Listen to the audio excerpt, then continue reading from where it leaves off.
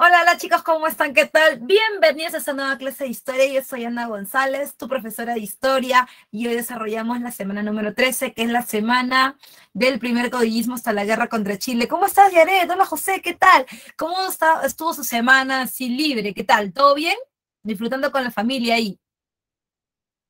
Ah, tenías el volumen alto. Oye, es la segunda persona que me lo dice, porque yo también dicto en Sepreuni y una vez alguien me dijo, sí, pero es para despertarte, pues un poco para despertarte, ¿no? Sí, ¿verdad? ¿Verdad? Una vez me pasó hace como 3 semanas habrá sido. ¡Ah, profe! ¿No? ¿Cómo estás, Yulisa? ¿Qué tal? Vamos a tomar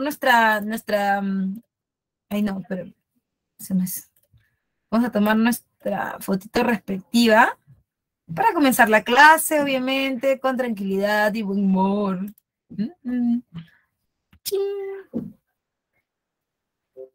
Ahí está. Vamos a compartir, voy a compartir pantalla porque lo que estaba viendo en el habla anterior es que cuando comparto ventana, no sé por qué, pero cuando estoy compartiendo ventana como que no pasa la diapositiva. ¿Ya? Vamos a ver.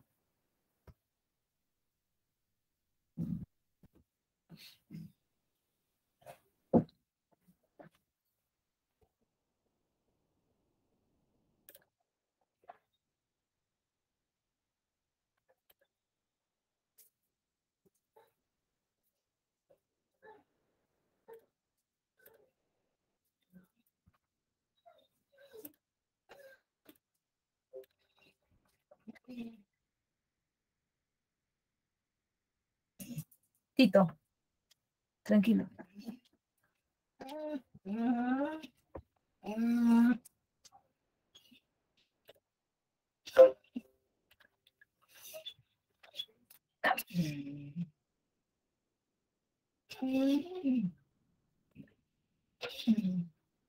Ya.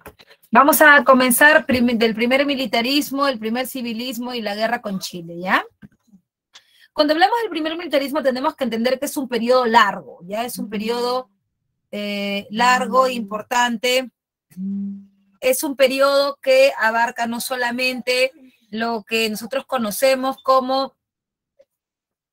Es un periodo que abarca 2 etapas, ¿ya? Del 27 al 72 estamos en el famoso caudillismo militar hasta el 45 y luego hasta el 72 la prosperidad falaz. Profe, ¿qué diferencia hay entre los dos? Mira, obviamente que en el primer militarismo tenemos que decir que en todo el periodo todos los que gobiernan son militares, todos son militares, eso sí. Pero ¿qué diferencia hay entre el primer militarismo o el primer caudillismo? Tito, por favor. La diferencia es que el caudillismo es un sistema en donde primero que hay un desorden político, un desorden económico, ¿ya? Eso es lo primero. Lo segundo es que hay un líder militar, ¿no? Existe un líder militar que tiene un ejército propio, porque para esto yo debo decirte que el Perú inicia sus primeros pasos republicanos sin un ejército profesional. Recuerda que el ejército era español, y como el ejército era español, entonces pues nosotros nos quedamos prácticamente en el aire. Profesora, ¿y quiénes van a ser este ejército que usted dice que está medio así cojito? Bueno, está conformado por aquellas personas que tienen dinero y que tienen indios, gente que trabaja con ellos. Entonces, forman su propio ejército, particular, ¿no es cierto? Su propio ejército particular. Por otro lado, también recuerda, está la idea esta de que ellos son autoritarios y siempre van a buscar tener el poder, nunca van a buscar un proyecto nacional, siempre van a intentar gobernar de acuerdo a sus propios intereses, ¿no? Pero siempre militarmente hablando. Ninguno de ellos es un militar profesionalmente hablando, pero es como sale uno de un golpe de Estado, sale el otro de un golpe de Estado, porque cada quien tiene su propio ejército. Entonces, eso va a generar una descompensación, eso va a generar una un desequilibrio en el aspecto político, ¿no? Característicamente, el primer caudillismo o primer militarismo el primer caudillismo, disculpa, precede a la prosperidad falaz. La prosperidad falaz es un periodo en donde económicamente hay un equilibrio en el Perú. ¿Por qué? Porque es un periodo de bonanza económica en donde vendemos nosotros guano. Claro que en este periodo las cosas son diferentes porque con esta misma plata del guano se busca se busca estructurar el gobierno peruano, se busca volver el Perú un sistema institucional, es decir, que ya no hayan caudillos por aquí y por allá, sino que la presencia del Estado sea en todo el territorio nacional. Obviamente que siempre hay gente que quiere jalar agua para su molino y todo lo que tú quieras, pero ya no existe que yo vengo con mi ejército por acá, yo vengo con mi ejército por allá, ya no, el Estado es el que define todo, ¿no? La intervención tanto dentro como fuera, en todos los ámbitos, ¿no? En el caso de las características, los caudillos militares, como te lo decía, son jefes militares que se disputaron el control del Estado, porque son como pandilleros que te digo, están peleando entre ellos, ¿no? Profesora, ¿y por qué están peleando entre ellos? ¿Qué ha pasado? Bueno, lo tengo que comentar brevemente, y es que cuando termina la guerra de independencia, el Perú queda como en el aire, ¿no? En el sentido de que,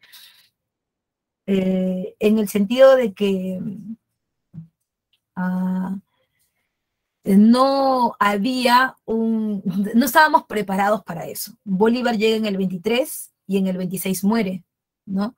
Pero, ¿qué ha ocurrido, no? Lo que pasa es que el Perú, como tú sabes, se estaba independizando de España y, pues, ¿quién nos iba a mantener? Los españoles no nos iban a mantener, pues, ¿no?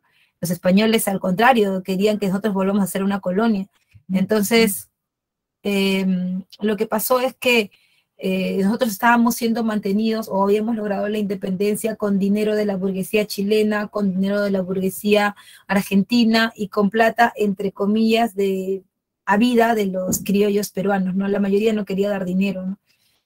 Pero sí, de cierta manera se obligó a través de bonos de guerra a la gente a dar plata para la independencia, pero de donde más salió dinero y donde se mantuvo por mucho tiempo fue de la élite de la Gran Colombia. Como Bolívar había fundado Bolivia y era el libertador de la Gran Colombia, entonces él, como gran protector y dictador, podía dar esas órdenes a sus aliados criollos liderados por Santander en la Gran Colombia.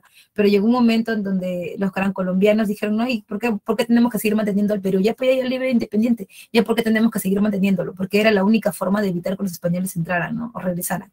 Entonces ellos nos sabotearon económicamente porque la moneda se acuñaba en la Gran Colombia, eran monedas de plata, porque nosotros no teníamos producción propia, la moneda no podía ser de otro metal, tenía que ser de un metal precioso, y la traían con la plata rebajada, pues, ¿no? Entonces ya aquí en el Perú no se aceptaba la moneda, entramos en crisis económica, y esto provocó que Bolívar intente solucionar el problema. Sin embargo, Bolívar ya para esa época estaba enfermo de tuberculosis y estaba muy desgastado, 45 kilos de peso y 1,54 m de estatura. Prácticamente estaba reducido a nada. Entonces, él tenía un lugarteniente, alguien de su entera confianza, que si bien es cierto, él había sido un don Juan, nunca había tenido hijos, pero se presumía que su sucesor iba a ser Antonio José de Sucre, ¿no? Él en ese momento era presidente de Bolivia y es enviado a la Gran Colombia para solucionar el problema con los criollos, ¿no? A ver qué está pasando. Y queda como responsable de Bolivia Santa Cruz. Sucre es muerto, o sea, lo matan en la Gran Colombia y Bolívar se ve en la necesidad de regresar, de ir a la Gran Colombia a ver qué está pasando personalmente. Muere en el trayecto y acá en el Perú no queda nadie. En Bolivia queda Santa Cruz, ¿no? Pero acá no queda nadie. Entonces ahí todos los militares que han participado con Bolívar en la gesta de independencia empiezan a pelearse, que yo quiero gobernar, que yo sí, que yo quiero, que si Lamar, que si Orbegoso, que si Salaverry, que si Gamarra, se comienzan a pelear. Eso se conoce como primer caudillismo, militarismo, o primer caudillismo, parte del primer militarismo, porque van a ser golpes de Estado seguidos, ¿no? Hay una inestabilidad política por golpes de Estado, guerras civiles y cambios de constituciones. Cada presidente quería imponer su propia forma, su propio estilo, y obviamente cambiar la constitución era un buen paso para eso, ¿no? había un gobierno pendular. ¿Por qué? Porque vas a escuchar siempre, ¿no? Liberales, conservadores, liberales, conservadores. Profesor, ¿qué hay diferencia entre los dos? Los liberales son aquellas personas que tienen un pensamiento muy pegado a la idea de republicana, ¿no? Es decir, los liberales son aquellos que políticamente lo que están proponiendo es eliminar el monopolio, generar inversiones, etcétera, ¿no? Que todo sea como el movimiento ilustrado, ¿no? Que todo esté abierto y que de esta manera la gente pueda comprar y vender sin ningún problema. Pero esto le molesta a los conservadores. ¿Y por qué le molesta, profe? Porque los liberales además creen en un parlamento, creen en la división de los poderes del Estado, creen en las libertades que proponen desde la Ilustración, ¿no? Mientras que los conservadores son aquellos que piensan que si bien es cierto ya no debemos estar gobernados por los españoles, la forma no debe cambiar, ¿no? Debe ser un sistema autoritario y por lo general concentrado en la persona. Entre los principales ingresos están los ingresos de la aduana y el tributo indígena, que se nunca va a cambiar, y los modelos, el libre cambismo, modelos económicos, ¿no? El libre cambismo y el proteccionismo. ¿Qué significa esto? A diferencia de las disputas políticas entre liberales y conservadores, liberales a favor de la división de los poderes del Estado y de un Congreso, conservadores no quieren división de los poderes del Estado y proponen que la figura del presidente sea la más importante. También está el modelo económico del librecambismo, como te decía, evitar los monopolios comerciales, comerciar con todos, abrir los mercados, crear nuevos puertos, eso piden los librecambistas, mientras que los proteccionistas, que son la versión económica de los conservadores, dicen que no debe haber inversión. ¿Por qué? Porque cuando viene mucho producto extranjero, ellos, los proteccionistas, se perjudican porque muchos de ellos eran prácticamente los dueños de las rutas en el Perú, ¿no? O sea, por ejemplo, Gamarra era el que vendía lanas, o sea, eran como monopolios pequeñitos de laneros, de plateros, ¿no? Y si viene la inversión extranjera, obviamente hay una mayor oferta y el precio del producto cae. Entonces, ellos no querían perder eso, ellos querían manejar, manipular todo el mercado nacional, lo que se conoce como proteccionismo, ¿no? Y por supuesto, se mantiene la esclavitud y la explotación indígena. Hay dos principios para definir las fronteras. Como están naciendo las repúblicas, todos deben definir los espacios a los que van a estar, a los que van a dominar, ¿no? Por eso aparecen dos principios importantes, principio de uti possidetis y libre determinación de los pueblos. El uti possidetis posee lo que has poseído, aplica a todos los territorios antes de las reformas borbónicas. Por ejemplo, a las reformas borbónicas, ¿te acuerdas que los separaron en virreinatos? Ya. Esa división, antes de esa división, el Perú y Bolivia, por ejemplo, estaban juntos, ¿no? Y se quería regresar a eso, o sea, generar un mapa del Perú republicano, pero con la forma anterior a las reformas borbónicas. Y es por eso que decían, no, mira, mi territorio es así, pero antes era así, tenemos que juntarlo, Bolivia no debe existir, Bolivia es un país que lo hizo Bolívar, pero que en realidad no debe funcionar así, ¿no? Como un ejemplo para ponerlo. Y luego está la libre determinación de los pueblos, que significa preguntarle a la población si la población quisiera quedarse con un país u otro, ¿no? Que tú lo conoces como un plebiscito. Preguntarle, hacer la consulta pública de con quién se quieren quedar, con Chile, con Perú, con Bolivia, parte de qué territorio quieren ser. Hasta ahí todo bien, dudas, preguntas, por favor, para comenzar los primeros gobiernos militares.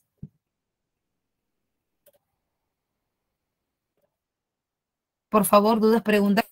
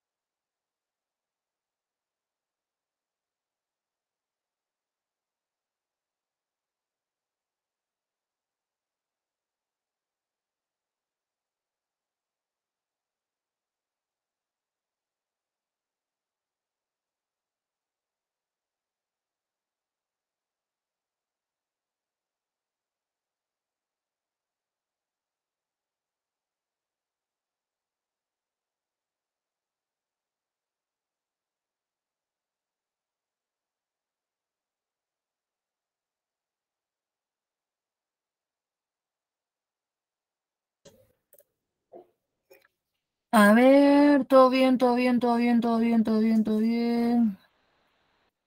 Ya está. Perfecto, entonces. Seguimos, seguimos, seguimos. Ay, no sé, hace frío, hace calor, joven. Yo tengo mis manitos heladitas y mis pisitos heladitos, pero veo por la ventana que está intentando salir de eso. Hace frío, ¿no? Pero por mi casa hay como brillo solar, joven. Ay, qué feo, como en la sierra, joven, que uno tiene frío y se pone al sol más lo que se quema que otra cosa. ¿Está nublado? Juan, ¿dónde vives? Ah, bueno, acá hay brillo solar, tipo como por el centro hay brillo solar. Ah, bueno, es que tú estás cerca también al... Bueno, yo también estoy cerca al mar, pero debes saber está un poquito más. Ándate. Bueno, lo bueno es que puedes tener tu tacita de té al costado, tu lucecita al costado, un pancito, algo, porque esto que viene se pone demasiado bueno, joven. Se pone demasiado bueno. Vamos a ver, rapidito más. Mira, los primeros gobiernos que van desde el gobierno de José de la Mar hasta la prosperidad falaz van a ser un péndulo, porque van a haber momentos en donde hayan gobiernos liberales, luego va a haber un golpe de Estado. Ay, no, los conservadores, ¡ah, qué asco! Un gobierno liberal. ¿Pero por qué? ¿Qué tiene de malo? Es oportunidad para todos. ¿Tú estás bien loca? Me están mal logrando mi negocio, yo no quiero nada con ellos. Y sí, entonces, el que da golpe de Estado siempre es uno contrario al que está en el gobierno, ¿no? Si un liberal está en el gobierno, funda un golpe de Estado un conservador, y luego unas elecciones, y luego otro golpe de Estado, y así, ¿no? Entonces, por eso se habla de un péndulo, porque nunca tenemos un proyecto nacional, y eso es muy importante hablarlo, porque se habla de que el Perú, que no sé cuánto, que 200 años de presión, pero aguanta, 200 años de presión. Y los caudillos, ¿qué son? Los caudillos son los artífices, no los españoles. Ay, los españoles nos aplastaron, que nosotros somos indios. Aguanta, aguanta. Los españoles terminan su injerencia en el Perú en los años 60, en 1860, por ahí, ¿no? Entonces, y después somos nosotros, que si la élite, que no la élite. Ayer leía un artículo del profesor Lumbreras, y el profesor decía, ¿no? El Perú nunca ha sido una nación de indios. ¿Quién ha dicho eso? Nunca. Siempre nos han gobernado las élites. Pueden ser élites blancas, pueden ser élites indígenas, pero siempre nos ha gobernado una élite. ¿O qué me vas a decir? Que los incas eran pobrecitos, que no sé cuánto, que ellos así con su coquita levantaban. No, que ellos trabajaban la tierra, por favor. Y tú lo sabes muy bien. O sea, los incas tenían un grupo de gente que era lo que trabajaba la tierra porque ellos no se podían embarrar las manos, y tú lo sabes.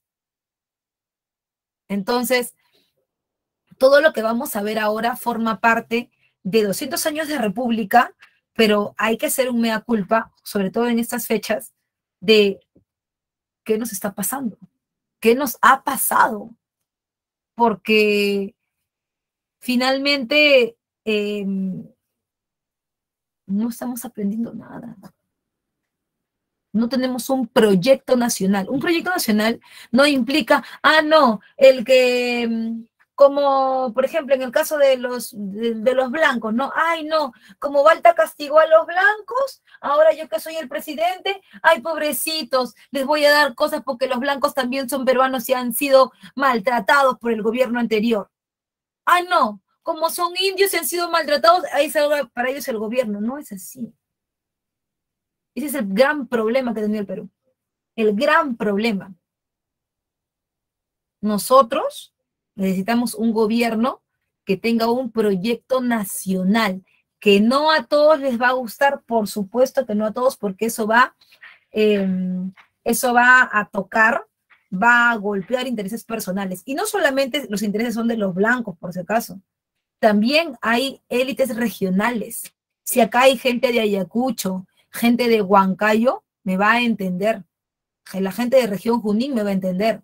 La gente sobre todo de la Sierra Central, de Arequipa, de Trujillo, me va a entender que no todo se reduce a Lima, que en sus localidades también existe una élite poderosa, familias poderosas que siguen gobernando el Perú y que no son necesariamente blancas. Entonces, eso también se ve mucho acá, ¿no? Grupos de poder.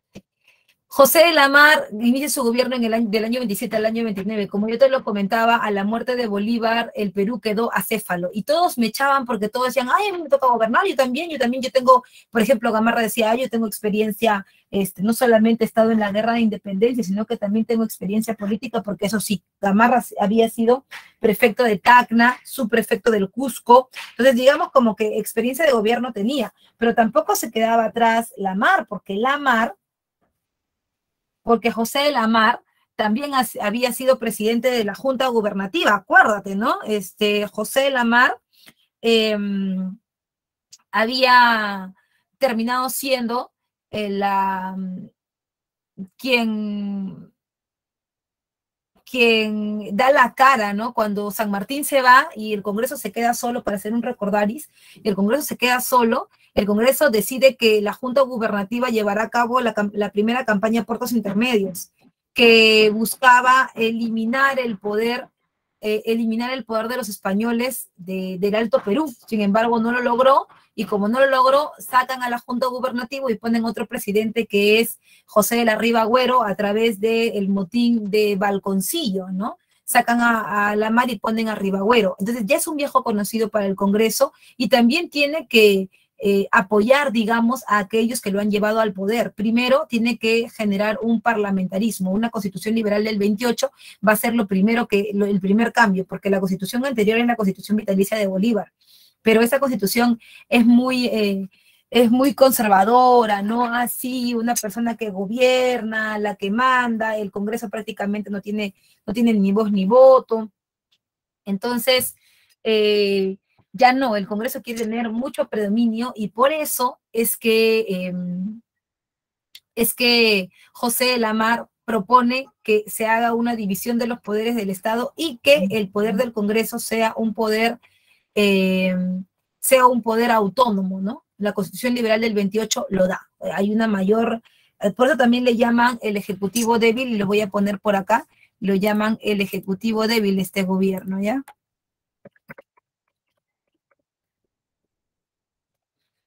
Ahí, vamos a ponerlo por acá. El Ejecutivo débil. Ya. Entonces, se aplican medidas proteccionistas en el mercado local. ¿Por qué? Porque la mayor parte de gente que está en el Congreso de la República son comerciantes. Entonces, a ellos como que no les conviene mucho que exista competencia, sobre todo británica, ¿no? Que como están en una revolución industrial, porque ya han entrado en la primera revolución industrial, tienen productos más baratos, más accesibles para la gente y que no serían tan buena idea para los comerciantes peruanos, ¿no? Entonces hay un proteccionista, hay medidas proteccionistas del mercado local. Quiere decir que van a subir mucho los aranceles, porque cuando estamos en una república tampoco es que vas a decir, no, va a ser monopolio, nadie entra. Tú no puedes decir eso. Estamos en un sistema liberal, ¿no? Pero tengo que decirte que no por ser liberal políticamente, tú también vas a ser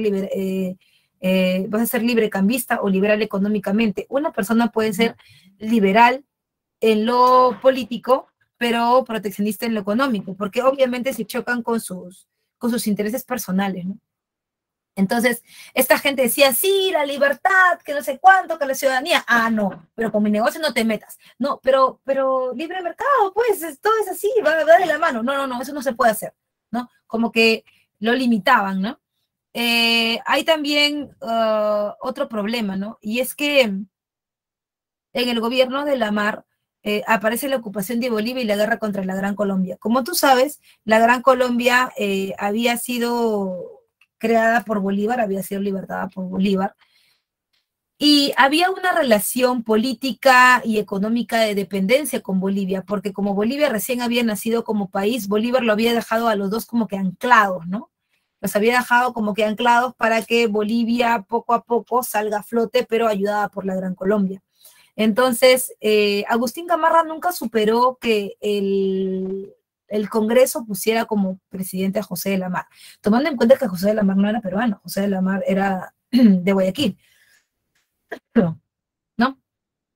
Entonces, en ese caso, José de la Mar, que estaba gobernando el Perú, recibe información de la Gran Colombia de Santander de que el Perú había invadido Bolivia, ¿no? Entonces, la Gran Colombia reclama, pero tampoco era dar puntadas sin hilo, porque en realidad la Gran Colombia algo quería del Perú. ¿Qué quería? Siempre había querido los territorios del norte que eran ricos en recursos, Tumbes, Jaén y Maynas. Eso quería. El Perú obviamente no se le iba a dar, pero también el Perú quería algo, Guayaquil. Si el Perú tomaba Guayaquil, que era el centro del poder de la Gran Colombia, entonces tomaba Ecuador, Colombia, Venezuela y Bolivia, y ya con el Perú prácticamente tenía la mitad de América del Sur. Entonces, Gamarra decide invadir Bolivia. Derecho de uti possidetis, yo poseo lo que, debemos poseer lo que habíamos poseído, porque antes de las reformas borbónicas esto era nuestro, era la audiencia de Charcas, era el Alto Perú, y bueno, eso llega a oídos de la Gran Colombia, y la Gran Colombia lo toma como pretexto, y le toca la puerta al Perú y le dice, oye, Perú, ¿qué te pasa? ¿Qué tienes? ¿Por qué te metes con la Gran Colombia? ¿Por qué te metes con Bolivia? ¿Tú qué cosa crees? ¿Que ellos están solos? ¿Que ellos no tienen quien los ayude? Están conmigo, con papá, yo soy su padrino, yo soy su sugar, ¿ya? Ellos son mi bebito fiu fiu. Yo no voy a permitir en ningún momento que tú hagas y deshagas con ellos. ¿Y sabes por qué? Porque ellos tienen quien los defienda. O sea, era simplemente un pretexto para entrar a la guerra. Y el Perú le dijo, ¿qué alas? ¿Qué alas? ¿Cómo que qué hablo? ¿Qué habla? No, que no sé, no estoy entendiendo. ¿Qué se ha invadido Bolivia? ¿Y quién te ha dicho que yo he invadido Bolivia? Claro, tú has mandado a un tal Mariscal Gamarra. ¿Qué? Mira, para empezar te tengo que decir que Gamarra tiene su propio ejército. ¡Ay, sí! Cuéntame uno donde no mueran los indios. Él tiene su propio ejército. Él lo hizo solito. Él lo hizo con tu ejército. El Perú no tiene ejército profesional. No tiene. Son caudillos. Será el sereno lo que tú quieras, pero que han invadido, han invadido. Y eso se paga con sangre. ¿Guerra quieres? ¿Guerra quieres, Gran Colombia? ¿Guerra vas a tener? Si pude con España, también puedo contigo. Y bueno, estalló la guerra. El Perú, aunque tú no lo creas, tomó del cuello a Guayaquil y prácticamente la mitad de América del Sur era nuestra. Ay, joven. Pero como siempre, los intereses personales de los caudillos primaron más. Y Gamarra se sublevó en Lima y en Tacna, en Lima y en Piura. La Mar, que había ganado Guayaquil, tuvo que dejarlo para venir a ver lo que estaba pasando con el levantamiento en el Perú. Y finalmente Gamarra le dio un golpe de Estado. Al darle un golpe de Estado, sale la Mar y entra Agustín Gamarra en su primer gobierno del 29 al 33 y firma el Tratado de la Reagual, en donde por fin Jaén se integra al Perú, no porque la Gran Colombia lo quiera, no quiera pelear por él, sino porque se aplica la ley de libre determinación de los pueblos. Ellos dijeron queremos formar parte de Perú y se genera un nuevo tratado que es el Tratado Pando-Noboa. El Tratado Pando-Noboa es el que va a fijar un nuevo país, se va a crear un nuevo país que es Ecuador, porque la Gran Colombia se desintegra, ¿no? Hay una oposición liberal del Congreso contra el gobierno de Gamarra, porque, o sea, Gamarra de todo se pelea, de todo molesta, se va de acá, pelea allá, y eso le molesta a los comerciantes, porque tú sabes que cuando hay guerras, cuando hay enfrentamientos, guerras civiles, lo que tú quieras, la gente no compra, el mercado se paraliza. Entonces, eso no le gustaba, ¿no? A los comerciantes, entre ellos a los clérigos como Francisco González de Paula y Vigil, que todo el mundo hablaba pestes, porque el Congreso estaba compuesto por eso, por comerciantes, por militares y sobre todo por clérigos, estaba conformado, ¿no? La política peruana. Entonces, es el momento en el que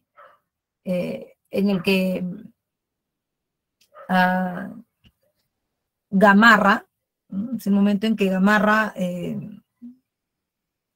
digamos, es atacado directamente desde el Congreso de la República por Francisco González de Paula y Vigil. Si ustedes no le quieren decir nada en la cara a este señor, se lo voy a decir yo, porque estamos hartos, y todos ustedes lo saben, estamos hartos del gobierno de Agustín Gamarra. Y lo voy a decir fuerte y claro, yo acuso que el gobierno de Agustín Gamarra es un gobierno de facto dictatorial y que debe ser eliminado ahora mismo. Entonces, ¿no? Gamarra quería matar a González Vigil, salió detrás de él porque lo quería matar literal. La única que pudo controlar eso fue la señora Francisca de Subiaga, Panchita, pues. La Panchita le dijo, Agustín, ¿qué haces? Por amor a Dios, ¿cómo se te ocurre querer matar a este hombre? Primero, es parte de la Iglesia Católica. Segundo, es parte del Congreso. ¿Cómo se te ocurre que nos vamos a echar ese muerto en la espalda? Pero Panchita, tú no sabes. No, Panchita, él me ha insultado. ¿Y eso a mí qué me importa? ¿No te das cuenta que estás echando todo por la borda? Pero Panchita, cállate. Vas a llamar elecciones. Y en esas elecciones no te vas a presentar tú. Panchita, ¿qué? Se va a presentar tu mejor amigo, Pedro Pablo Bermúdez. Y a través de él vamos a gobernar. ¿Entiendes? Ándale, Panchita, qué maquiavélica. Y así los liberales no molestarán más. Tendremos el control de todo. Es una práctica muy importante y que vas a ver que durante toda la República se va a repetir. Entonces, eso hacen, ¿no? Llaman a elecciones, pero le sale el tiro por la culata a Gamarra, porque en vez de que gane su amigo, gana Luis Orbegoso, del año 33 al año 35. Es un gobierno liberal que afronta guerras civiles contra los conservadores, ¿no? Obviamente, no solamente va a ser una. La primera es la de Pedro Pablo Bermúdez, que no ha ganado las elecciones, pero que es amigo de Gamarra. Y obviamente Gamarra te trae de todo esto. La segunda es la guerra civil, donde Gamarra utiliza a Salaverry para darle un golpe de Estado a Orbegoso, y efectivamente, ¿no? Salaverry en una primera instancia derrota a Orbegoso, y Orbegoso, ya que no está gobernando el Perú, dice, ay, no puede ser, me han sacado del gobierno. ¿Qué tienes, Orbegoso? Ay, Felipe Santiago Salaverry me ha dado un golpe de Estado. ¿Qué? Ese chibolo que te va a dar un golpe de Estado. Ha sido Gamarra. ¿Usted cree? El señor Agustín nunca me ha querido, pero no creo que llegue a tanto. Él ha sido. Pero lo que tú tienes que hacer es hacerte amigo del enemigo de tu enemigo. O sea, júntate con quien más odia a Gamarra. ¿Pero quién será? ¿Cómo que quién será? ¿Por qué es tan escaso? Es fácil. Alguien lo odia. Se llama Andrés de Santa Cruz. Ándate, sí. Él lo odia. Por eso, pues. Júntate con él. Búscalo. A ver qué solución te puede dar.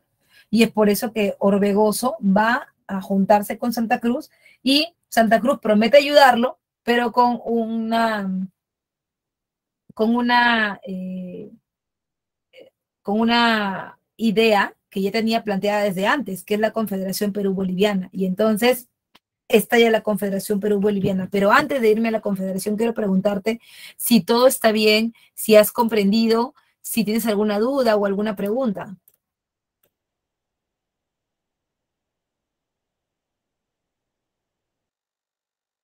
Era joven, Salaverry, tenía 31 años. Era joven. O sea, joven, como para ser presidente, ¿no? Alan tenía 35.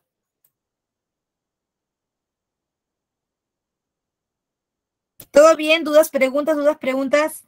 Por favor, déjamela en el chat para seguir contando, porque sabes que esta es una novela y larga.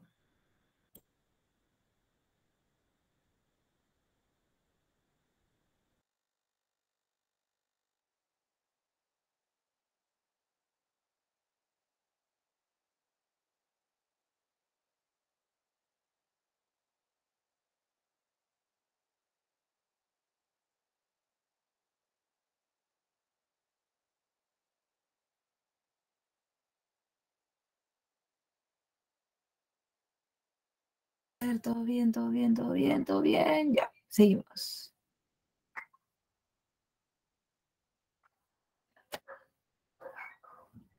Ya, vamos a ver acá.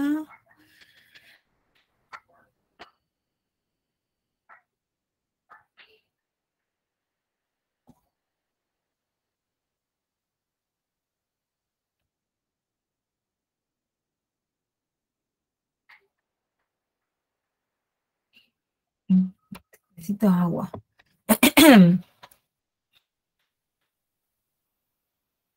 Ya, vamos a...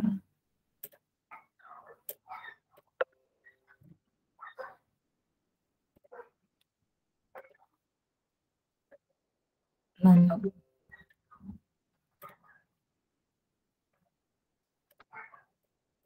Coño, me estoy sintiendo resfriada, no sé, como que me duele un poquito la garganta. Ay, no. No, por si acaso yo tengo 4 dosis. Ay, no, ¿qué está pasando conmigo? No, no, no. Y lo peor es que la próxima semana, el próximo martes, llega mi hermano de Europa.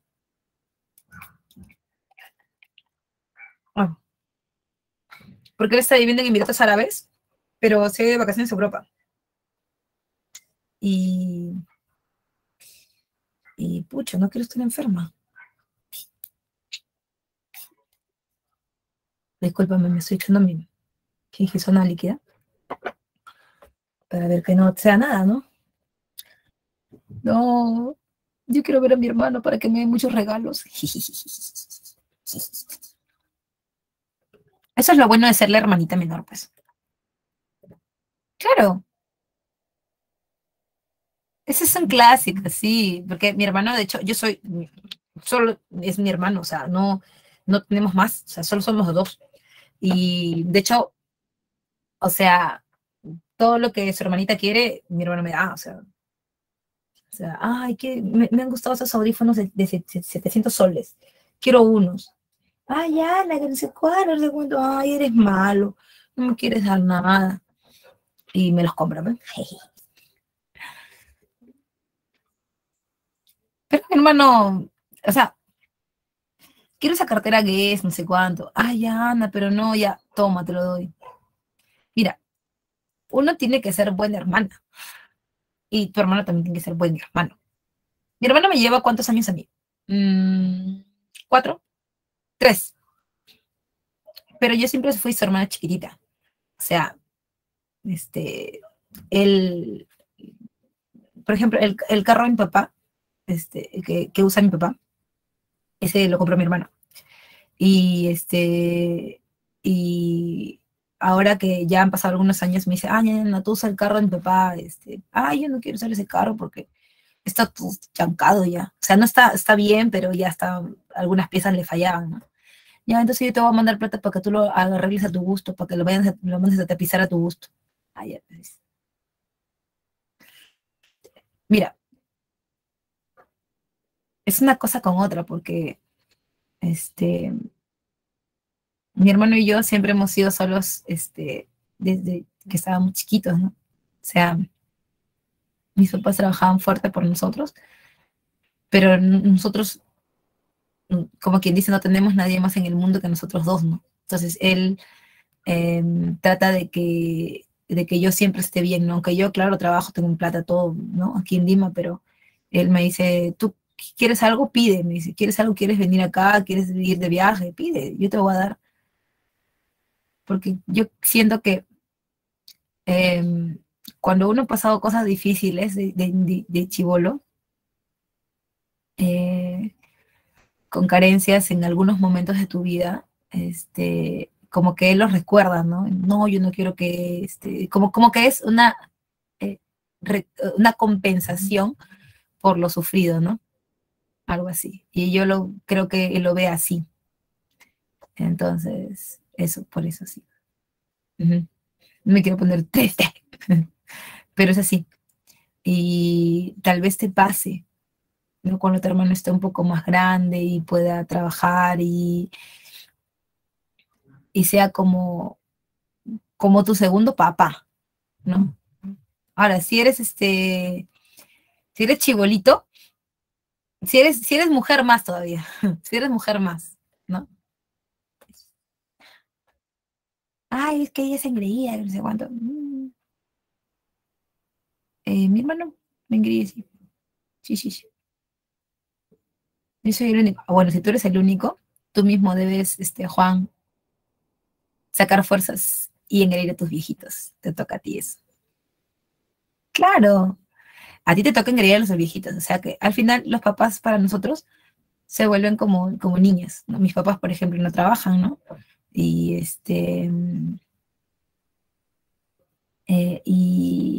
y ellos son como niños, pues, ¿no? Dependen de nosotros. Entonces, yo me dedico aquí a que a ellos no les falte nada. Sí, se invierten los roles. Hizo que mis papás no son tan viejitos, ¿no? O sea, están bien parados.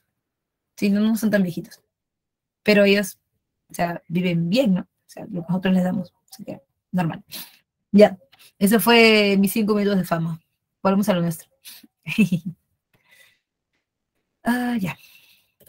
Bien, vamos rapidito con la Confederación Perú-Boliviana. ¿Qué es todo esto de la Confederación, profe? Entre el 36 y el 39, la Confederación tiene como objetivo integrar política y económicamente Bolivia con el sur andino, o sea, el sur del Perú, porque en realidad antes todo era una sola cosa, ¿no? Se buscaba lograr la hegemonía comercial en el Pacífico Sur, desplazando a Chile. Lo que pasa es que antes de la Confederación existían solo dos puertos importantes en América del Sur. Uno era Valparaíso, grande, y el otro era el puerto del Callao, ambos con sus propias élites, porque obviamente teniendo ellos el poder se sentían pues los más, ¿no?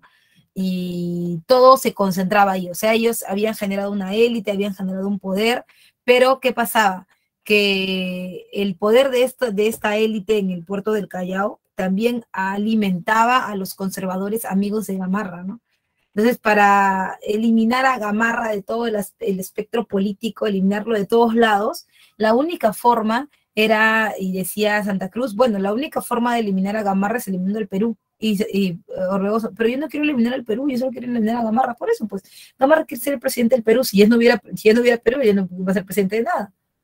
Y además mataba a dos pájaros de un solo tiro, eh, porque al final se estaba cumpliendo en parte lo que Bolívar estaba esperando, ¿no? Porque tú sabes que Bolívar tenía una idea de generar la Federación de los Andes, ¿no? Que unía más países, pero que esto era como una versión piloto más pequeña. Entonces ya, bueno, en ese sentido es que eh, vamos a notar, por ejemplo, que vamos a notar que se va a cumplir, ¿no? De cierta manera y va a existir una relación económica entre Perú y Bolivia.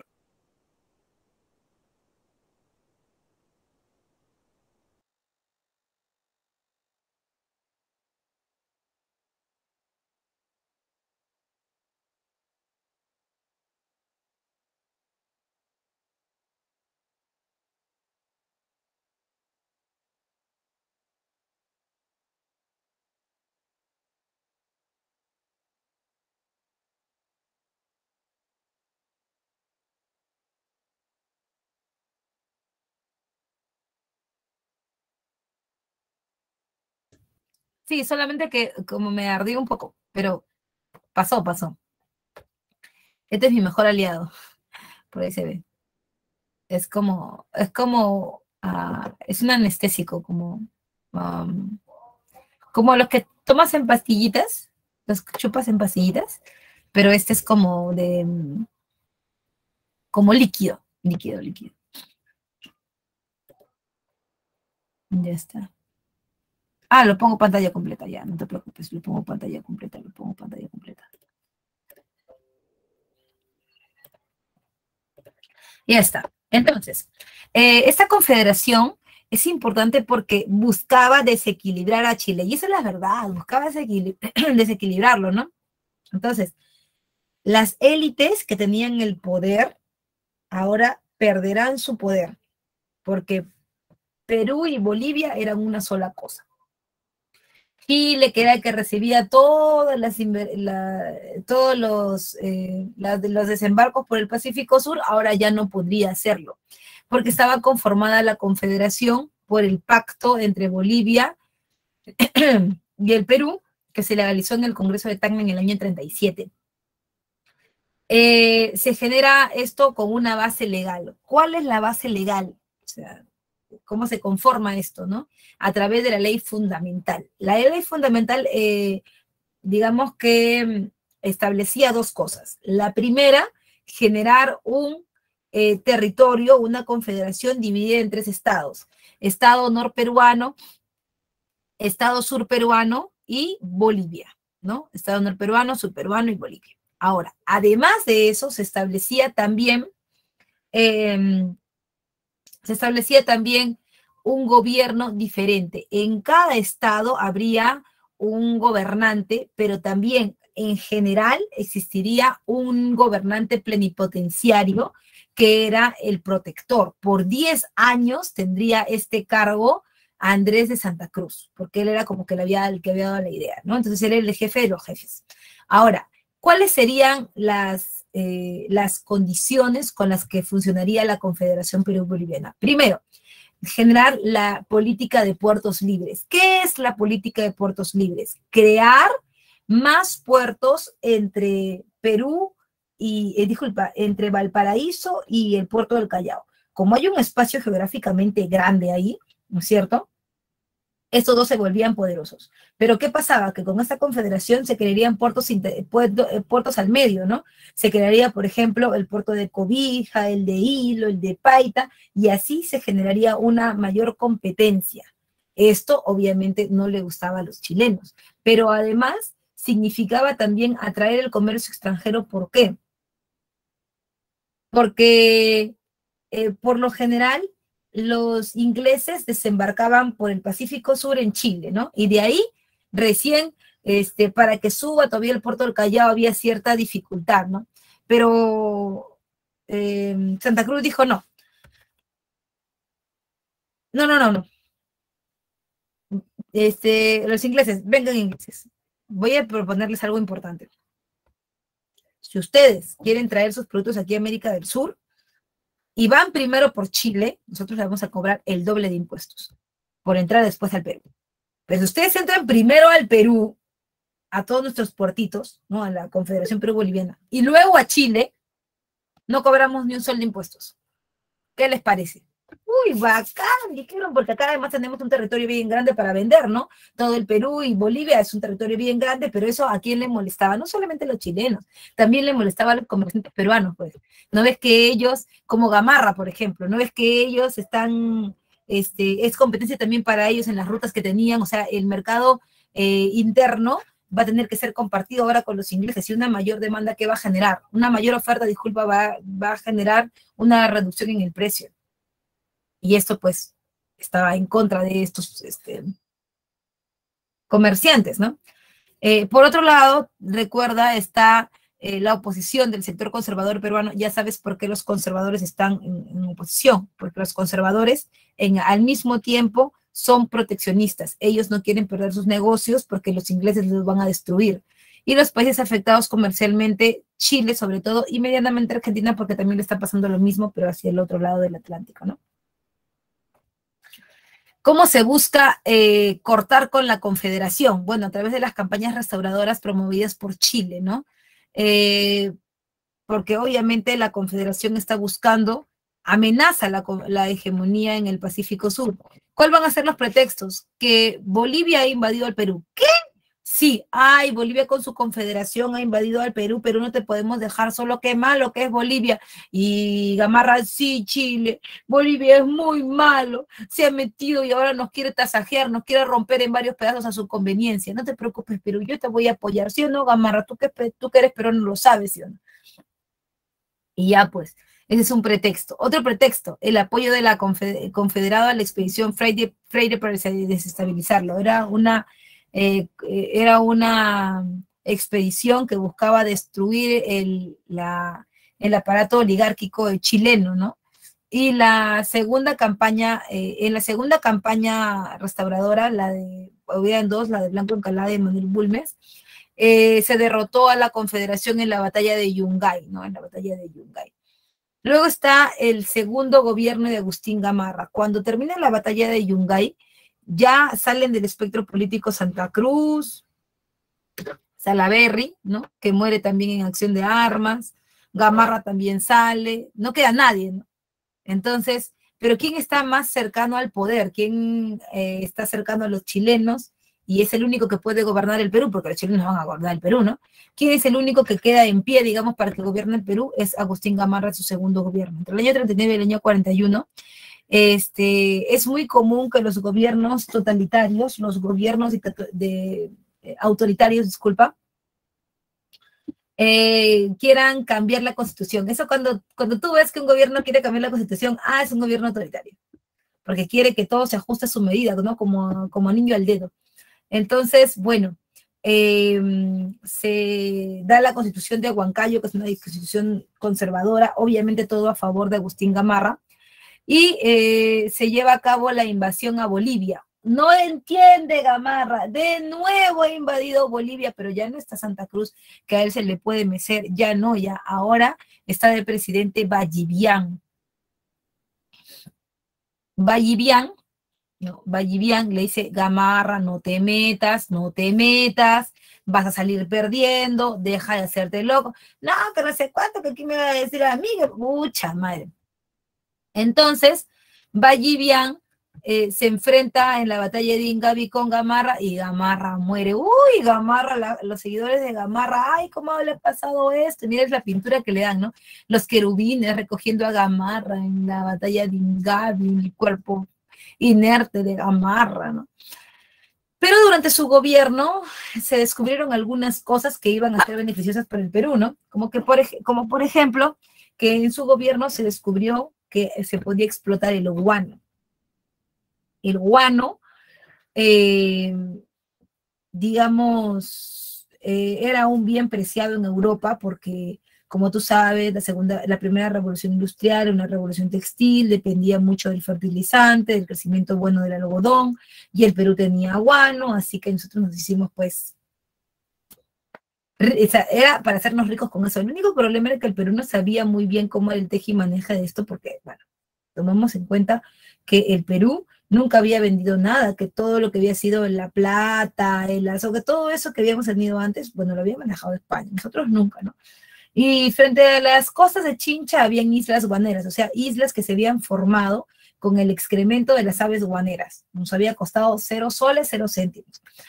Y eso era muy requerido, pues, en Europa, ¿no? Entonces, la gente que conocía de esta posible oportunidad, ¿no? Le decía al gobierno, oye, ¿qué te parece si tú me vendes el guano? Pero ¿cómo te lo voy a vender? Yo no sé ni siquiera cómo se calibra, si se pesa, en qué se pesa, cuál es la medida, no sé. ¿Qué te parece si me alquilas la isla y ya de ahí yo te pago, pues, lo que, ¿no? Por el alquiler y saco el guano. Si tú no vas a poner nada. Ya, bacán. Eso se llama arrendamientos. El primer contrato de venta de guano se llamaba arrendamiento. Las personas iban, hacían contrato con el Estado, y es como que tú alquilaras un cuarto que está lleno de oro. Y tú pagas 100 lucas por el cuarto, pero sacas la cantidad de oro que tú quieras. Así era acá, ¿no? Entonces, eso pues no era dable, ¿no? Y el Perú perdió mucho ahí, ¿no? Ahí está el retrato de Francisco Quirós, que suscribió el contrato peruano con el Estado peruano, el primer contrato de arrendamiento de los yacimientos de guano por un plazo de 6 años para el envío de dicho fertilizante a los mercados extranjeros, ¿no? Sobre todo el inglés. Pero una vez que murió Gamarra, tú dirás, profe, qué bueno que se murió porque ya me tenía harto, profe, qué golpe de esto. Profesora, una disculpa, está siguiendo pantalla porque está congelado. Sí, estoy en el de las campañas restauradoras. Porque se me ve congelado la pantalla, no se ve, voy a revisar. Ya, sí, Ahora sí, gracias. sí, estoy en campañas restauradoras todavía, porque si te das cuenta acá todavía todo esto hemos tenido que revisar.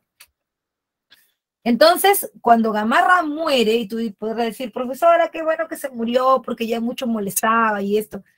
Sin embargo, ¿quién más iba a gobernar el Perú? O sea, ¿qué otro poder autoritario en ese momento que estábamos en crisis podía aparecer?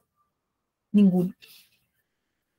Entonces, es por eso que tras la muerte de Gamarra se produjo un vacío de poder y obviamente pugnas entre los caudillos que querían gobernar, ¿no? Pero finalmente el directorio de Vivanco logró una relativa estabilidad. Fueron 2 años con 9 gobiernos, uno detrás de otro, y le daba golpe, estaba hasta que llega Vivanco, un gobierno conservador, autoritario, que llega a su fin con la revolución constitucionalista de Ramón Castilla. Ramón Castilla se proclama presidente, ¿no? Y aparece el primer gobierno de Ramón Castilla, pero este primer gobierno de Ramón Castilla, ¿están viendo en la siguiente diapositiva, Prosperidad Falaz? ¿Se está viendo? Prosperidad Falaz. No, profesora. No, ya. Entonces, este periodo de la prosperidad falaz, si bien es cierto, llega con Ramón Castilla, o sea, que el primer presidente Ramón Castilla, va a traer muchos cambios, ¿no? Muchas condiciones nuevas para el Perú que le van a permitir organizarse en una república, ¿no? Una república ya con todo institucionalizada, no como lo que teníamos de los caudillos. Ahora ya no, ahora con la plata del guano el Perú se va a ordenar. Por eso hasta el segundo gobierno de Gamarra, disculpa, hasta la anarquía militar, hasta ahí no más llega el caudillismo. Y de acá para adelante sí vamos a seguir teniendo presidentes militares, pero ya organizados, ¿ok? Hasta ahí todo bien, dudas, preguntas, algo que no hayas entendido, por favor, para poder ayudarte.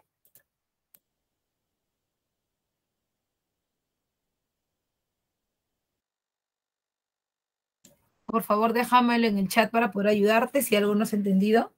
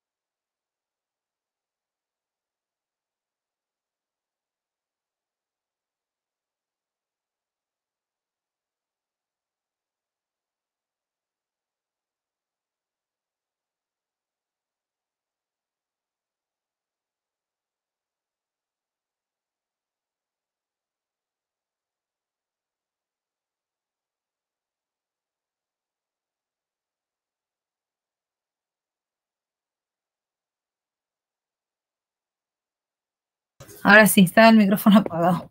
Ya, ay. Bien, vamos a ver acá, aquí.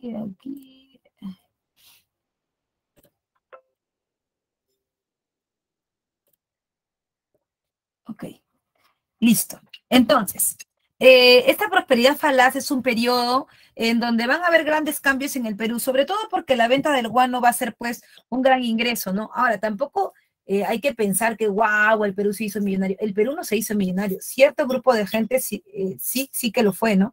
Sí que se hizo millonaria porque una de las cosas más importantes es que el gobierno peruano tampoco no supo manejar bien la situación, ¿no? El gobierno peruano no supo, digamos, aprovechar el momento, ¿no? Y es que tampoco nosotros no teníamos un pensamiento industrializado y eso hay que tomarlo en cuenta, ¿no? Nunca lo hemos tenido tampoco. Por eso es que lo de la prosperidad falaz tal vez no prosperó.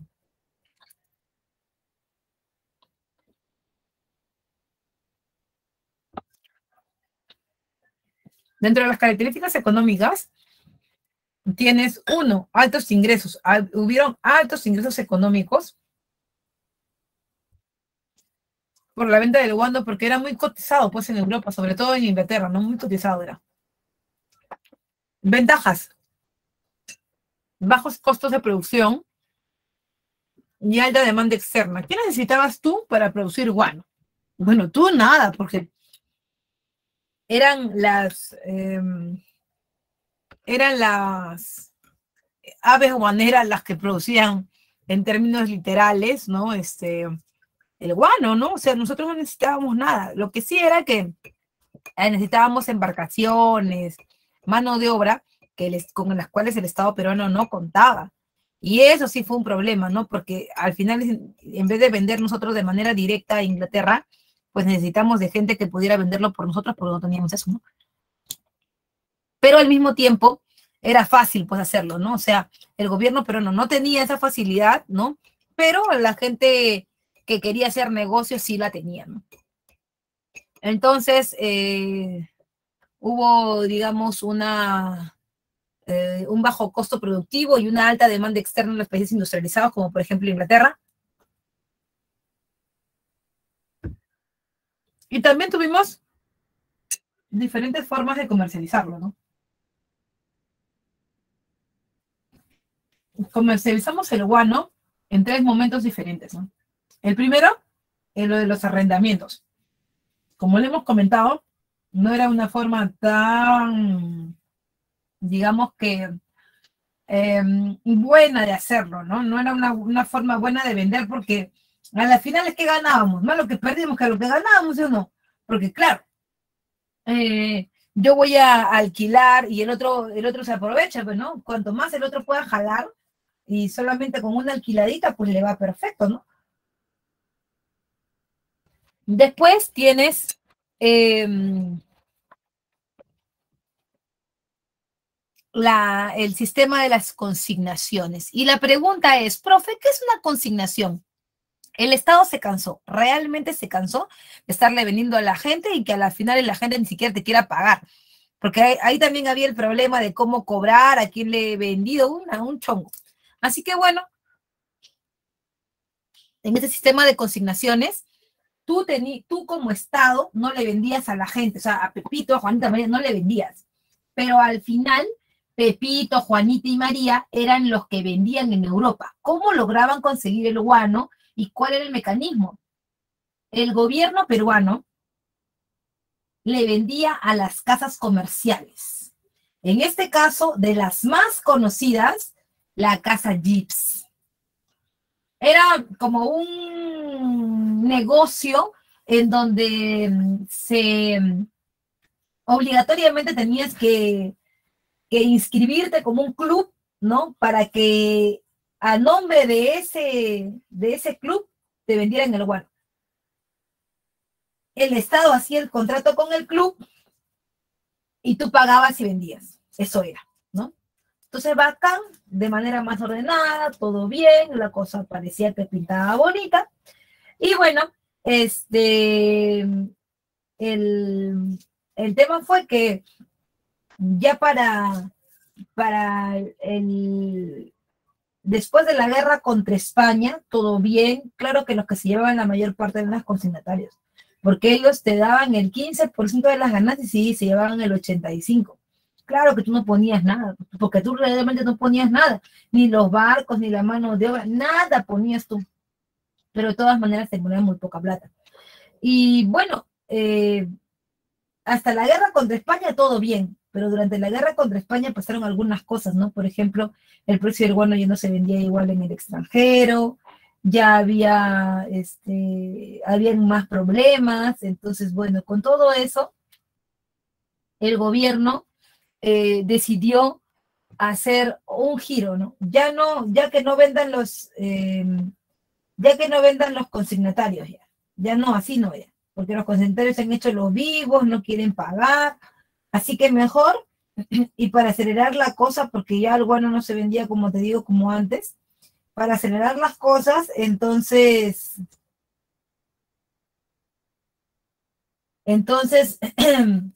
se generaría una sola venta, que era la venta a través del monopolio comercial. Después de la guerra contra España, hubo un contrato, el contrato Dreyfus, que dejó por fuera a todos los que vendían el guano. O sea, todos los consignatarios que eran bien, bien bacanes, bien piolas, que tenían plata y se querían bacanes, a todos les dije, ¿sabes qué? Ya no te voy a vender a ti, todo mi guano se lo voy a vender a uno solo, que no van a ser ustedes porque no me caen bien, y se lo voy a vender a los Dreyfus. Y los Dreyfus, la casa judía francesa Dreyfus se comprometía a pagar la deuda externa del Perú, la que habíamos tenido desde la guerra de independencia, además de otras cosas, a cambio del guano. Y nos convenía, ¿no? Porque ¿para qué estar vendiendo por muchos? Mejor vender todo de una sola. Y efectivamente se generó el monopolio comercial que trajo muchas consecuencias. 3 formas de venta entonces: arrendamientos, consignaciones y monopolio comercial, ¿ok? Arrendamientos, contrato Quirós. Consignaciones, contrato Gibbs. Monopolio comercial, contrato Dreyfus, ¿ya? Entonces, también hubieron otros problemas porque no se generó una economía sostenible. Ese es el problema, ¿no? El Perú es como ahora, tengo gas y en vez de industrializarlo, venderlo, lo que sea, no, simplemente ya así nomás, o sea, no se genera una industria sostenible, no se genera un producto que a futuro te dé más plata que simplemente explotar el materia prima que tienes, ¿no? Por otro lado, también recuerda, en políticas aparecieron altos niveles de corrupción. Claro, cuando hay plata hay corrupción y eso nadie se lo va a quitar. O sea, la gente finalmente va a aprovechar sobre todo los huecos, ¿no? Como hay muchas ventas, los consignatarios y cada vez que hay más gente en medio de un sistema económico, pues hay más espacios para poder entrar con la corrupción. El Estado se fortalece porque eso sí, el gobierno de Castilla, sobre todo el gobierno de Castilla, lo que busca es crear instituciones. O sea, que haya presencia del Estado en todas las partes del Perú. ¿Por qué? O por lo menos tratar de que así sea. Porque cuando no hay presencia del Estado, aparecen los caudillos. Y eso en las regiones es muy fuerte. Y la gente acá no me dejará mentir. Existen élites, como te lo decía, en Huancayo, existen élites en Ayacucho, en Tacna, en Arequipa, acá en Lima. Existen élites por todo lado que pueden ser peligrosas, que te pueden dar golpe de Estado. Y que si tienen todavía el sistema caudillista, puedes desaparecer en un 2x3, ¿no? Entonces, se fortalece la presencia en provincias y se anulan los poderes fácticos locales. O sea, ya no van a haber las élites que gobiernan las provincias, sino que el Estado peruano va a mandar trabajadores del Estado representándolo para que ellos tomen el poder. En sociales, la migración asiática con una mano de obra barata y en la europea con una mano de obra tecnificada, ¿no? En cuanto al primer gobierno de Ramón Castilla, este primer gobierno trae consigo la famosa Pax Andina o Pax Castillista. Esa es una forma digamos, de hacer un símil con la historia universal, ¿no? Hacer un símil con la historia de Roma.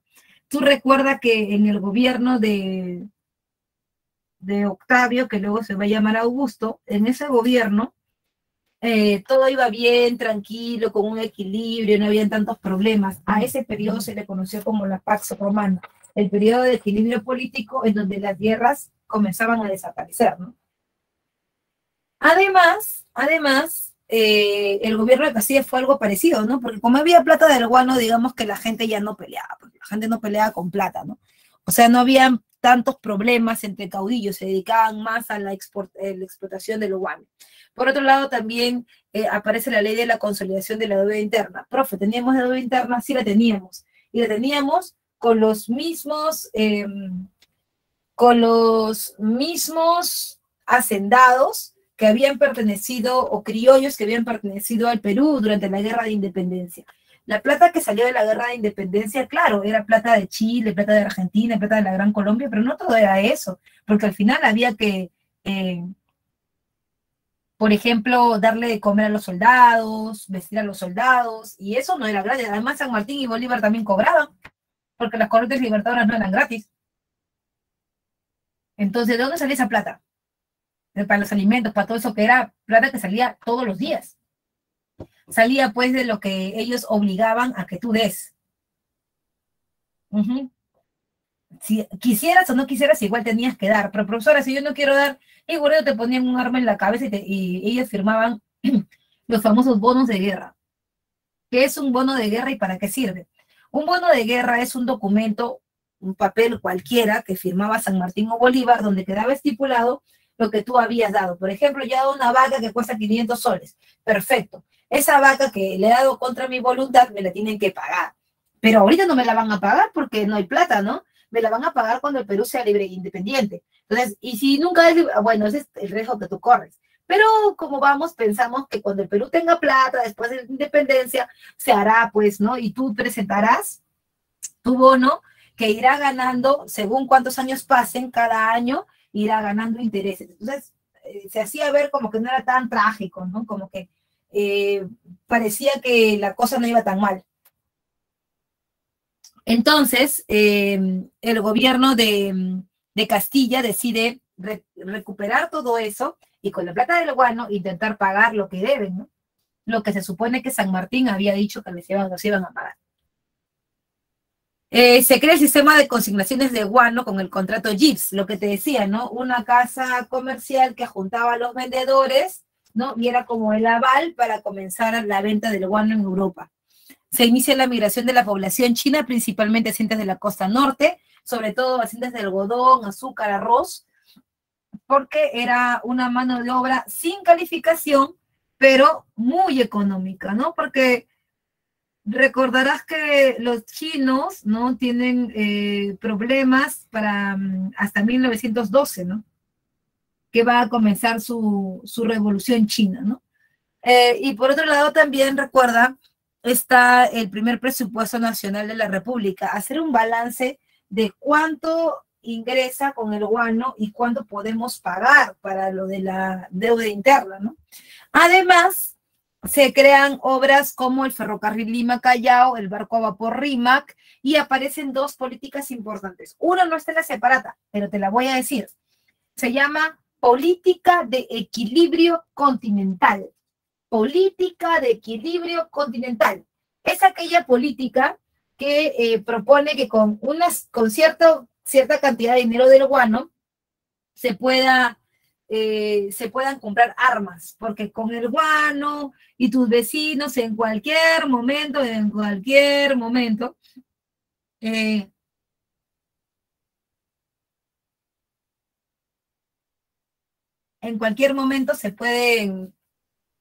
alguien se puede poner vivo y finalmente, invadirte por el guano, ¿no? Entonces hay que tener sus armas ahí, ¿no? Se adelantaba la guerra contra España Castilla, ¿no?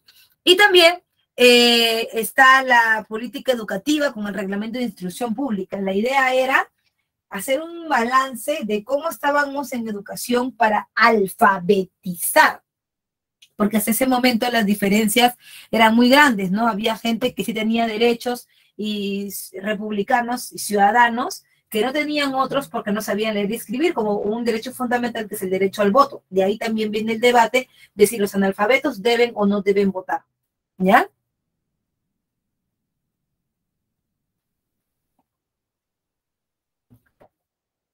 A continuación, después del gobierno de Castilla, aparece el gobierno de José Rufino Echenique. El gobierno de José Rufino Echenique es un gobierno que no es ajeno a lo que estaba pasando o a lo que estaba proyectando con Castilla. No es ajeno, ¿por qué? Porque Echenique fue ministro de Hacienda, o sea, como que ministro de Economía del gobierno de Castilla, Echenique, ¿no? Fue su ministro o sea, Echenique fue el ministro de Castilla, ¿no? Y él sabía el tejimaneje de todo lo que se estaba haciendo para la deuda interna. O sea, no era algo nuevo para él. Y ahí sabe que va a pericotear, va a meter uñas, pues claro, va a meter uñas, ¿no? Entonces, en cuanto al gobierno de José Rufino Echenique, él firma el Tratado de Herrera de Ponte y Ribeiro del 51, donde vamos a delimitar la frontera con el Brasil y le vamos a entregar terrenos del Amazonas. Además, hay una promoción de la inmigración alemana a la selva, pero no solamente los alemanes, prusianos, austríacos, de lo que antes era la Gran Germania, va a haber migración. Se quedó la PPT en prosperidad falaz. Anda. Ya, a ver, vamos a ver. Ya está. ¿Se quedó en prosperidad falaz? Ya, esto sería... Lo que pasa es que no puedo ver, voy a ir por otro lado. Ya. Este sería el primer gobierno de Castilla, ¿ya? Es que lo que pasa es que como quiero ponerlo en pantalla grande, pantalla completa, no puedo ver hacia el otro lado, pues. Ok, ahí estamos.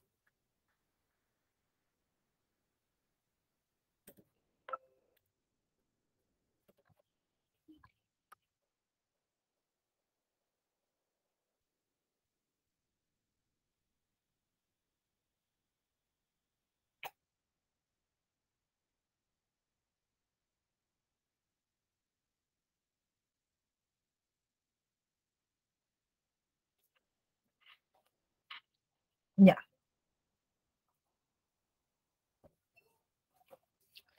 Bien, entonces, en este caso, el gobierno de José Rufino Echenique es un gobierno que buscaba traer, o sea, si Castilla trajo chinos, Echenique trae alemanes. Y tú me preguntarás, profesora, ¿y por qué quiere decir blancos, alemanes? O él los ha elegido así al azar. No, no, no, no, nada es casualidad. Echenique decía que nosotros, él creía en eso del darwinismo social, en que habían superioridades de razas. Pues, ¿no te acuerdas cuando hablamos del imperialismo, de la primera revolución industrial, eso? Y que los ingleses decían que ellos sí se podían meter a donde les diera la gana porque ellos pues eran superiores, ellos habían sido civilizados y todo, ya. Esa misma idea tenía Echenique, decía, no, sí, ellos son civilizados y es así como ellos que nosotros debemos ser. No sé por qué diablos están trayendo chinos, que son unos inferiores, esa cochinada no sirve para nada. Miren nomás, nosotros no somos nada porque siempre ha pasado lo mismo. No somos nada porque primero que indios, después que negros, ahora que chinos, pucha, en vez de ir para arriba, vamos para abajo. Entonces, es por eso que Echenique dijo, no, no, no, hay que traer una mano de obra calificada, no como los chinos que no saben, solamente saben arar la tierra. Mejor hay que traer alemanes, quien quite, y de paso de repente ellos, o sea, con nosotros se combinan, ¿no? Como quien dice, para mejorarte la raza. Sin embargo, eso nunca ocurrió, pues porque ellos, tú sabes que son arios y no tenían en su mente, pues, combinarse contigo, y eso era claro, ¿no? Eso era claro. Entonces, por eso es que van a venir, ¿no? A la zona de Posuso, ¿no? Oxapampa, donde ahora los puedes ver que están en sus propios espacios culturales, ¿no? También se da el escándalo de la consolidación de la deuda interna por corrupción. ¿Por qué?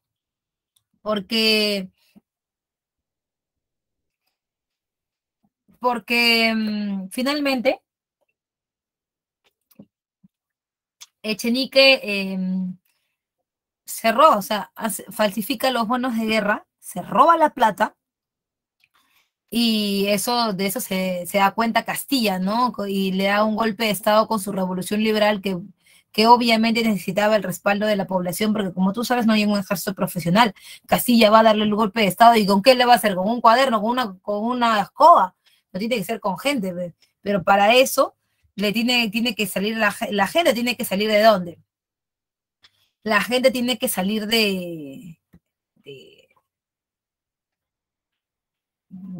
pues, espontáneamente del pueblo, pues, ¿no? Pero nadie hace nada por nada, pues, joven, nadie hace nada por nada. Por eso es que se les propone eliminar el tributo indígena y, por supuesto, abolir la esclavitud, ¿no?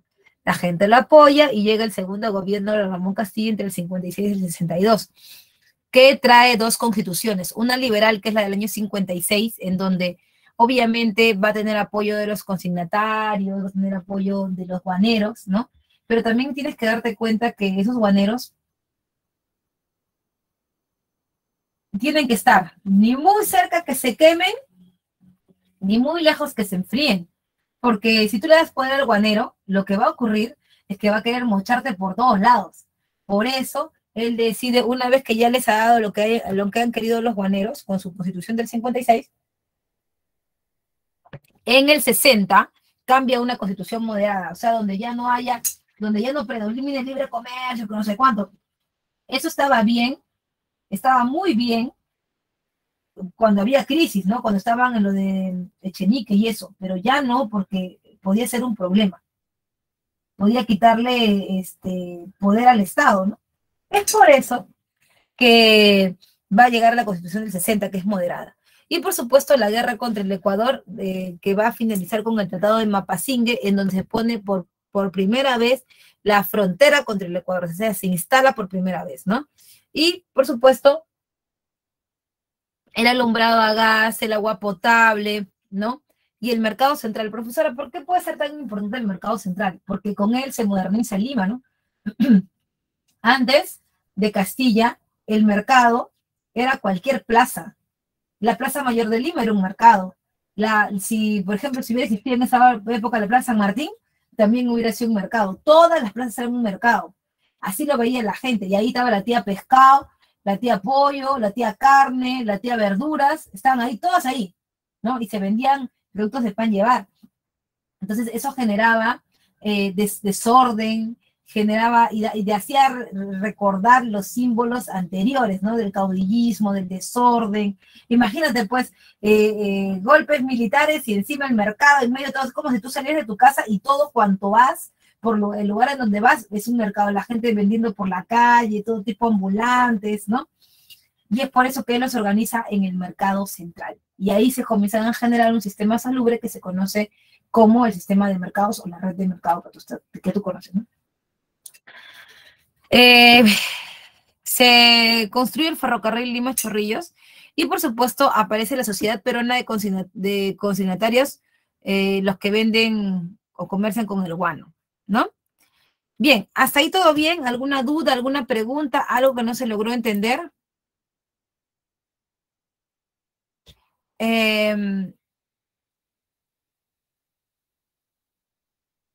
¿Hay más comunidades en Posuso? Sí, hay varias. Hay varias comunidades pequeñas, pero todas son de austriacos, prusianos o alemanes.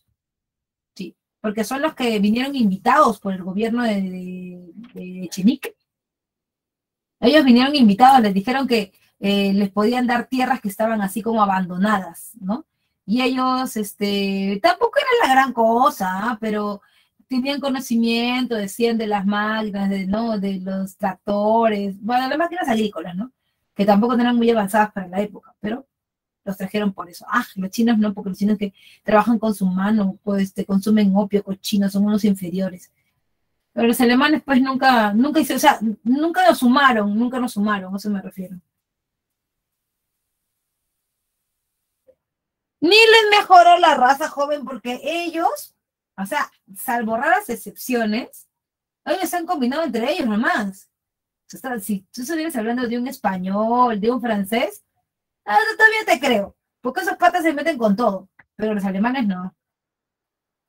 Por las puras trajimos joven hablando de tierras, por las puras mejor nos hubieran dado nosotros para hacer. Sí, ¿qué va a hacer? No, uy, no, no.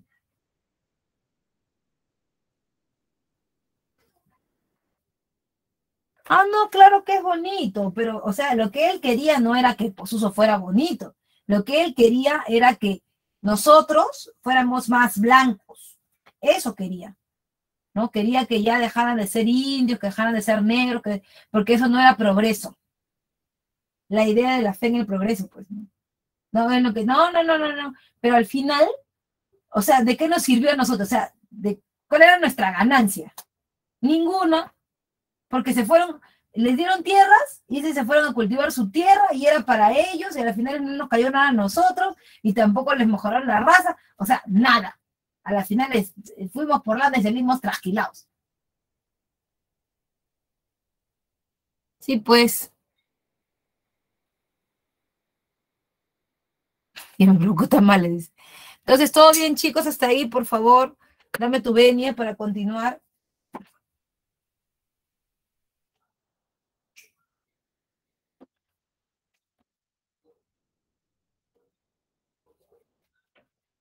Mientras yo sigo tomando mi tecito, ¿todo bien?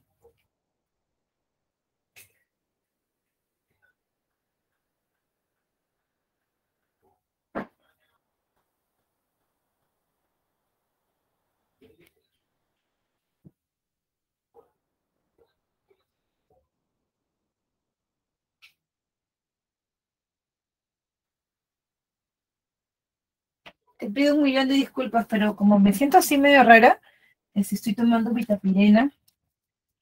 A ver si me pasa, ¿no? Siento como raro. ¿En el cafetín venderán tamales? ¿Cuál cafetín, joven? ¿Qué hablas?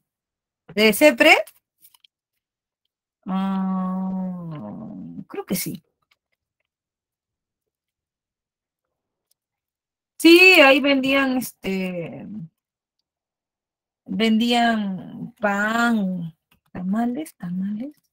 Sí, creo. Pero joven, ¿vas a ir a estudiar o comer tamales? ¿Cómo es? Se pasan también. ¿Cuál? ¿La viruela del mono? No, creo que más bien puede ser como un resfriado o algo así. Ándate, joven, la viruela del mono, ándate. ¿Cómo va a ser joven? No, pucha, que la boca se te haga chicharrón, joven. ¿Cómo?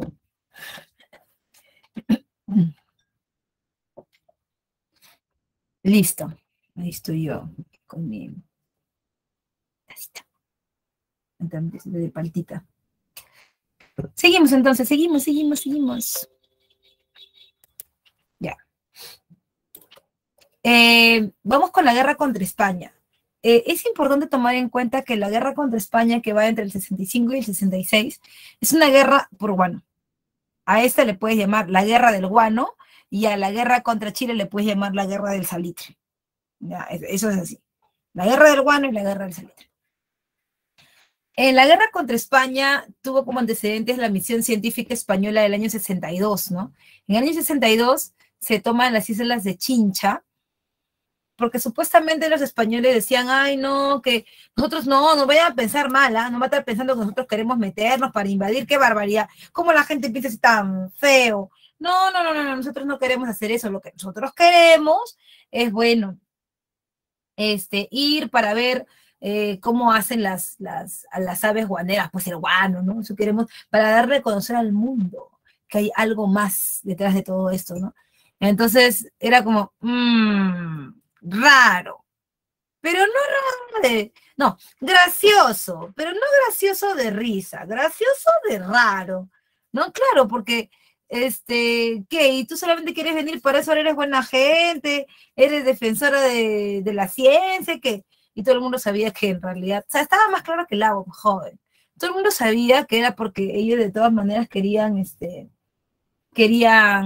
tomar el guano de las islas. Eso era obvio, porque si te das cuenta, Inglaterra le iba muy bien y este guano servía para su revolución industrial, entonces España también quería entrar por ese lado, ¿no? Se firma el Tratado Vivanco-Pareja. El Tratado Vivanco-Pareja es un tratado conocido como el de la vergüenza. ¿Por qué? Porque tú sabes que cuando se firma la capitulación de Ayacucho, nosotros aceptamos pagarle una indemnización a España para que se vaya, una deuda de guerra. Todo el mundo sabe que solamente paga la deuda de guerra el que pierde la guerra, como le pasó a Alemania, ¿no? Pero en la Primera Guerra Mundial, pero no el que gana. ¿Cómo que el que gana va a pagar? Y encima todavía había que darles su pasaje, y los que no querían regresar se podían quedar en el Perú con sus mismas gollerías, y todo eso, bueno, al final, Bolívar terminó aceptando, ¿no? Pero pucha, tampoco era algo que la gente tomara como, ay, sí, vas a terminar de pagarle, o sea, no, ya te hemos pagado y todavía, estate contento con eso. Pero aquí todavía había presencia española, ¿no? En el Perú. Entonces, la cosa iba no tan bien, ¿no? O sea, tener que retroceder, ¿no? Imposible. Pero al firmar el Tratado de Banco Pareja, estábamos aceptando pagar la deuda de independencia, lo que nos faltaba, el pucho que nos faltaba. Y obviamente esto tuvo rechazo de la población, del ejército, lo poco que había, porque no había un ejército profesional, como te dije. Y por esto se subleva Mariano Ignacio Prado, ¿no? Mariano Ignacio Prado se subleva porque la guerra contra España traía una causa clarísima, y la causa era el neocolonialismo. España quería volver a controlar sus colonias en América del Sur, sobre todo la de Perú, y ya de refilón las que quedaban, pues, ¿no? La de Chile, la de Bolivia, la de Ecuador, la de Colombia. Se aparecen beneficios económicos del guano, ¿no? Esos beneficios económicos son los que España ve en Inglaterra, pues, ¿no? O sea, le está yendo económicamente bien, yo no tengo ni un pasaporte por la mitad, de acá puedo sacar plata, ¿no? Aparece también la causa de la deuda contraída por la capitulación de Ayacucho, que te acabo de comentar. ¿Y cuál sería el pretexto para que comience la guerra? El incidente de la hacienda Talambo. ¿Qué es este incidente? ¿De qué se trata, profe? Dos trabajadores de la hacienda Talambo, un peruano y un español, se entraron en conflicto, pues, ¿no? Se agarraron ahí a los puños, y el peruano, como siempre, mató al español. Y los españoles, ay, no puede ser, los peruanos siempre lo dijimos, los peruanos son unos salvajes, no llegó la civilización por aquí todavía. Pero España tiene la responsabilidad moral de poder educarlos, porque esta gente está atrasada. Hay que mandar inmediatamente un emisario regio al Perú. Aguanta, un emisario regio, pero eso no es una autoridad española que nos ponga en orden. Bueno, si lo quieres decir así, pues sí, es eso. Aguanta, pero si somos una república independiente, ¿por qué tendría que venir un emisario regio? Esa parte no entendí. Y es por eso que también ese va a ser un problema, ¿no? Porque la gente en el Perú no va a aceptar que venga un emisario regio, sobre todo los militares, ¿no? En sucesos aparece la cuádruple alianza. Los 4 países más importantes que se verían afectados por el regreso de España se juntaron, ¿no? Ecuador, Perú, Bolivia y Chile se juntaron. Y el tema era que España quería a toda cosa tomar el puerto del Callao, porque tú tomas el puerto del Callao, luego tomas el Perú, y ahí están las Islas Guaneras, ¿no? Lo que habías venido a buscar. Y después ya de refilón vería lo de Chile, ¿no? Ya después de refilón.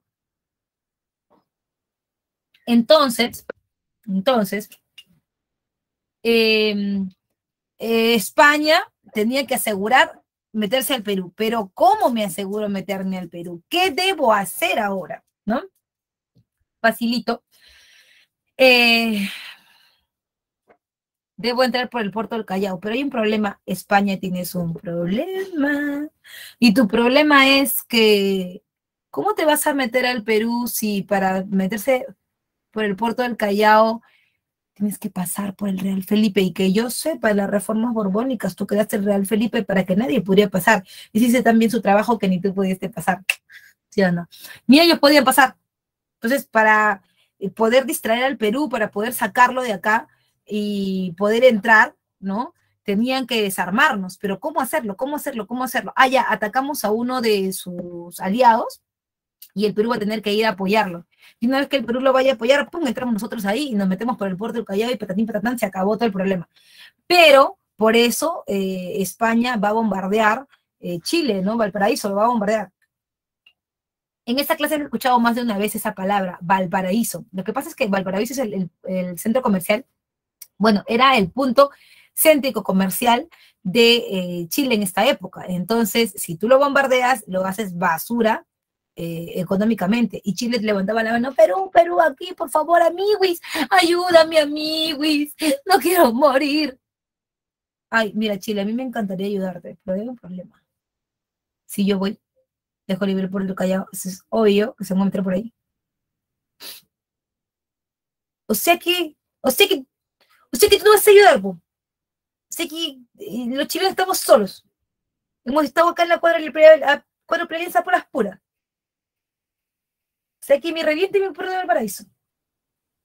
Bueno, no hay otra, ¿no? O sea, alguien tiene que sacrificarse y ese obviamente no vamos a hacer nosotros.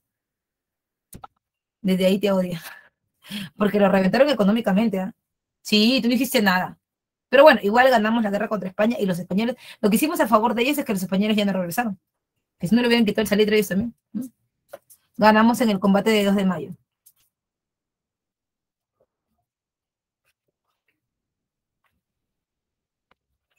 Después de la guerra contra España, viene el gobierno de Marinuncio Prado. Sumido en una crisis económica terrible entre el 65 y el 68, el precio del guano cayó porque en el mercado internacional se comenzaron a comercializar guanos fertilizantes de sintéticos, ¿no? O sea, artificiales, que utilizaban el salitre como base para hacerlos. Y ya sabes quién es el salitre. ¿Ya? Entonces, hay una oposición conservadora a estas medidas liberales, ¿no? Porque el Perú comenzaba a abrirse nuevamente el mercado internacional, pero los conservadores no iban a permitirlo, ¿no? Porque querían asegurar que, o sea, si tú te abres al mercado internacional, hay, así como tú vas al mercado, también vienen a tu mercado. Y eso no querían los conservadores, por eso piden un cambio de constitución, ¿no? En cuanto al gobierno de Balta, termina el gobierno de Prado y comienza el gobierno de Balta, ¿no? Entre el año 68 y el 72. Balta se encuentra con un panorama, uno, en crisis económica, y dos, que los consignatarios están queriendo meter cabeza. ¿Por qué, profe? ¿De qué habla? Bueno, lo que pasa es que los consignatarios han estado vendiendo guano durante toda la guerra. Claro que con sus dificultades, porque tú sabes, la guerra también cierra puertos y todo, pero no querían reconocer, o sea, pagarle al Estado, pero no lo que le debían, pues. O sea, si tú, si tú has vendido, es lógico que tú me tengas que pagar lo que a mí me corresponde, ¿no?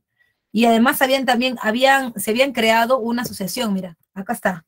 Se habían creado la Asociación Peruana de Consignatarios, o sea, como una casa comercial que ya no era la Casa Gibbs, era una asociación de ellos. Y cuando el Estado peruano reclamó por la plata del guano que se había vendido durante la guerra contra España, directamente fueron a la Casa Gibbs. Casa Gibbs, ¿cómo es esto? ¿Por qué ya, bueno, si hemos estado en guerra, págame pues lo que ellos han estado vendiendo? Pues se supone que a ti te entró la plata, ¿no? Págame lo que han estado vendiendo durante ese tiempo, pues, ¿no? ¿Qué? ¿Qué quieres que te pague? No te entiendo. Sí, o sea, porque todo lo que, o sea, yo tengo información de que se han estado vendiendo. A ver, sí, ellos han estado vendiendo, pero hace tiempo que ellos ya no están agrupados conmigo. Hace tiempo han desconocido el contrato GICS, hace tiempo. Se han creado su propia empresa, todo, y ahora ellos venden. La verdad que yo, si te han pagado o no te han pagado, Cholito, eso sí, la verdad no sabría decirte, en serio. Yo cumplí con darte lo que a mí me habían encargado, pero nada más. El gobierno de Balta se loqueó, se fue contra los consignatarios. Consignatarios, lo que me deben del guano. ¿Qué hablas? Balta, oye, le he hecho daño a la guerra. ¿Qué es esto? No te debemos nada. Oye, no está cerrar los puertos. A Valparaíso lo han hecho basura. ¿Crees que nosotros vamos a estar vendiendo? Esto es loco, tú. Nada, brother, nada. Tu pensamiento es muy random, ¿eh? No, nada, brother. O sea, ¿qué tienes? Nosotros no vamos a pagar nada. Yo tengo información de que ustedes han estado vendiendo y han ganado un montón de plata. Lo único que quiero es que me paguen lo que me corresponde. La que no entiende, no entiende. Es risa, no entiende. Escúchame, no tenemos nada, no tenemos plata. Ya. Está bien.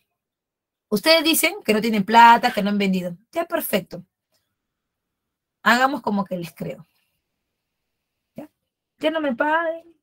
Ya pues. Y eso se perdió. Pero eso sí, nunca más les voy a vender guano. No, Balta, disculpa, bro, disculpa. O sea, es un chascarrillo, nada más. No. Ustedes tuvieron muchas oportunidades para darnos lo que nos correspondía. Ahora que ya quieren retroceder, no se puede. Y obviamente el gobierno peruano necesitaba liquidez, ¿no? Liquidez de una vez, porque después de la guerra pues habíamos quedado mal. Entonces, por eso se firma el contrato Dreyfus, ¿no? El contrato Dreyfus, que es el monopolio del guano. Es decir, ya no se les vendería a los a los consignatarios, sino ahora se les vendería directamente a un solo comprador en el extranjero. Por eso, el contrato Dreyfus elimina el contrato GIPS. Los consignatarios, o sea, quedaron payasos, porque al final se habían perdido la oportunidad de su vida, o sea, como que habían dejado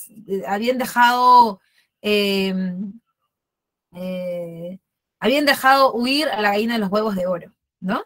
Entonces, hubieron altos ingresos invertidos en obras públicas porque los Dreyfus se comprometieron a pagar la deuda externa, lo cual no lograron porque el precio del guano decayó mucho a nivel internacional y al final toda la plata que nos dieron, nosotros lo invertimos en el plan ferroviario de Enrique Meix, que consistía en unir una zona productora con una zona comercial. ¿Qué quiere decir esto? Que la idea del gobierno de Balta era sacar mineral, por ejemplo, sacar carbón, sacar cobre de las minas que teníamos en la sierra, sobre todo en la sierra central, y luego con un tren traerlas a Lima, ¿para qué? Para poder conectarlas con el puerto del Callao y de esa manera poder completar el circuito económico. Sin embargo, el problema de todo esto era que la geografía, claro, porque esto era un modelo norteamericano.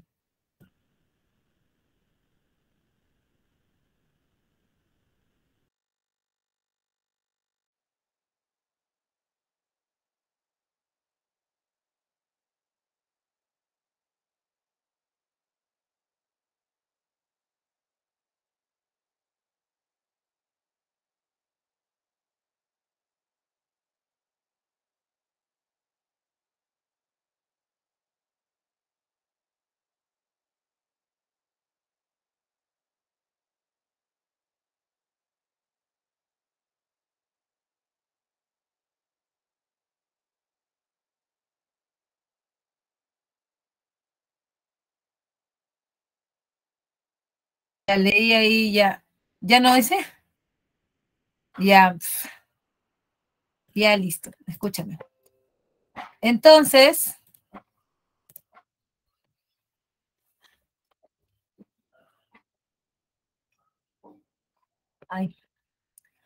entonces, el problema era que es geográfico, pues no, en Estados Unidos tú unes con un tren una mina y un puerto y normal, porque en esa zona pues es plano.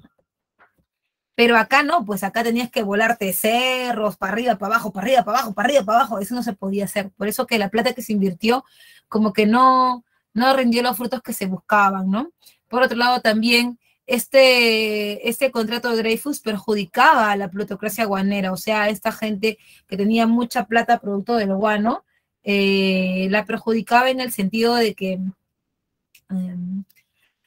ahora ellos ya no iban a poder vender, ¿no? O sea, se les acababa el negocio.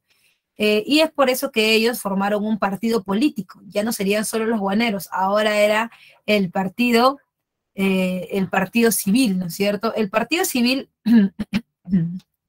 que vencería en las próximas elecciones después de este gobierno, ¿no? Bien. Se llevan elecciones y el presidente elegido es Manuel Pardo y Lavalle del 72 al 76, en un periodo donde ya no van a gobernar los militares, sino enteramente los civiles.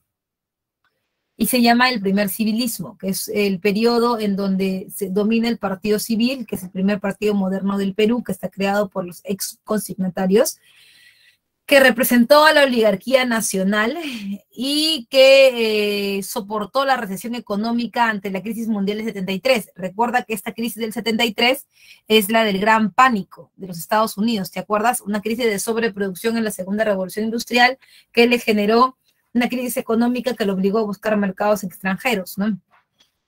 Se restringe el gasto público y se detiene la compra de armamento. Profesora, ¿cuál compra de armamento? La política de equilibrio continental, pues te acuerdas que hizo Castilla con la plata del guano, que se tenía todo, con eso se compraba armas, pero ahora ya no, ahí se detendría, ¿no? El gobierno de Pardo decía que no teníamos por qué comprar armas porque las cosas no se solucionaban con peleas, las cosas se solucionaban diplomáticamente a través de la educación. Para Pardo, para todos los Pardo, lo más importante siempre será la educación. lo más importante siempre será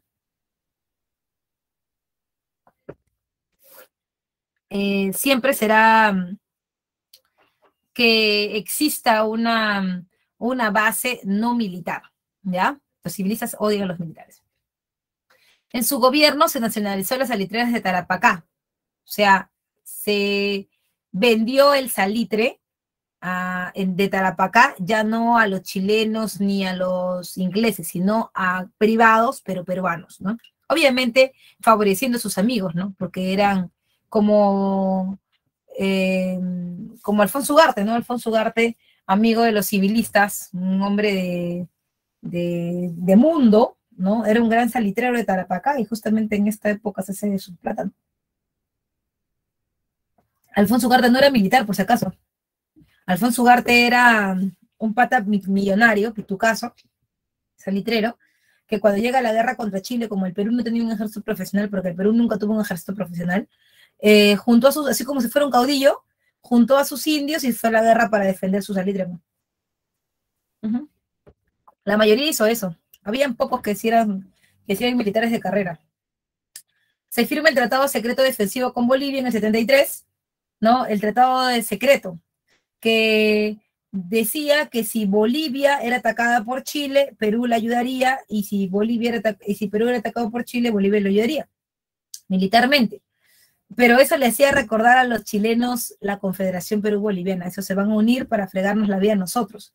Entonces, eso como que se utilizó de pretexto para que comience la guerra. Y por supuesto, el Reglamento General de Educación Pública. O sea, no solamente era importante alfabetizar, sino también dar carreras profesionales. Así se dieron los primeros pasos en la tecnificación del conocimiento. Por eso aparece la Escuela de Ingenieros Civiles y Minas y la Escuela de Ingenieros Agrarios, ¿no? Es lo que ahora es la Universidad Nacional de Ingeniería. En esa época, creada en el año 76, la Universidad Nacional de Ingeniería fue el primer bastión para la producción en el Perú, ¿no? Y bueno, en la reforma de San Marcos se organizó el primer censo de la República para ver cuánta población había, y se restringió el contrato Dreyfus, o sea, se puso en stand-by, porque obviamente eran estos civilistas que antes habían sido guaneros los que estaban afectados por el contrato Dreyfus, y ahora lo paralizarían para que ellos vuelvan a poder vender. Si me preguntas qué pasó con ese contrato, fue reemplazado por el contrato Rafael y Hermanos, en donde nuevamente los guaneros regresarían a comprar y vender el guano. Termina su gobierno con la muerte del presidente Pardo, en el 78, y una crisis económica muy fuerte, con oposición de la gente de Pierola al gobierno de Prado, y por supuesto, el inicio de la guerra contra Chile, ¿no? Nos declararon la guerra un 5 de abril del año 79. Ahora sí nos vamos con la guerra contra Chile rapidito. Yo todavía no tengo mucho tiempo. En el caso de la guerra contra Chile, recuerda, el antecedente, bueno, el Perú cómo llega a la guerra, mal, económicamente mal, y con una capacidad militar disminuida. Porque el Perú, ya te he dicho 1000 veces, no tenía ejército. Lo que había era gente, déjame ver. Lo que había era gente, ya, al toque. Lo que había era gente que llevaba sus,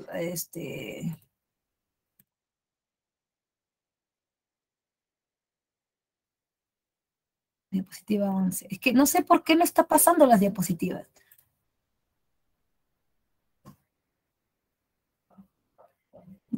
La 5, ¿no? Esta es la 5. Ya. Y sí, por terminar. Lo que había era gente que te llevaba su propio ejército, ¿no? La causa principal, la ambición chilena por el salitre del sur del Perú y Bolivia. El pretexto, que Bolivia le vendía a Chile siempre el quintal de salitre a un precio determinado, y que así de la noche a la mañana Bolivia, sin preguntar, sin consultar a Chile, le subió 10 céntimos el quintal de salitre. Oye, si el salitre está de demanda mundial y yo quiero subir, ¿por qué yo tendría que preguntarle al otro a ver si le puedo subir? No, yo le subo nomás. Estamos en un libre mercado. Si no quieres comprarme a mí, no me compres, vete a otro lado a comprar. Claro que el salitre estaba en mucha cantidad en Antofagasta y en el sur del Perú. Antofagasta es Bolivia. Y bueno, el tratado secreto que les hacía recordar a la Confederación, ¿no? Chile invade militarmente Bolivia y le declara la guerra, y el Perú, al ver esto, manda una misión que es la misión Lavalle para calmar las aguas, y al final los chilenos también nos declaran la guerra a nosotros el 5 de abril del año 79. En la campaña marítima, has de recordar, siempre es la primera en las guerras. ¿Por qué es la primera en las guerras?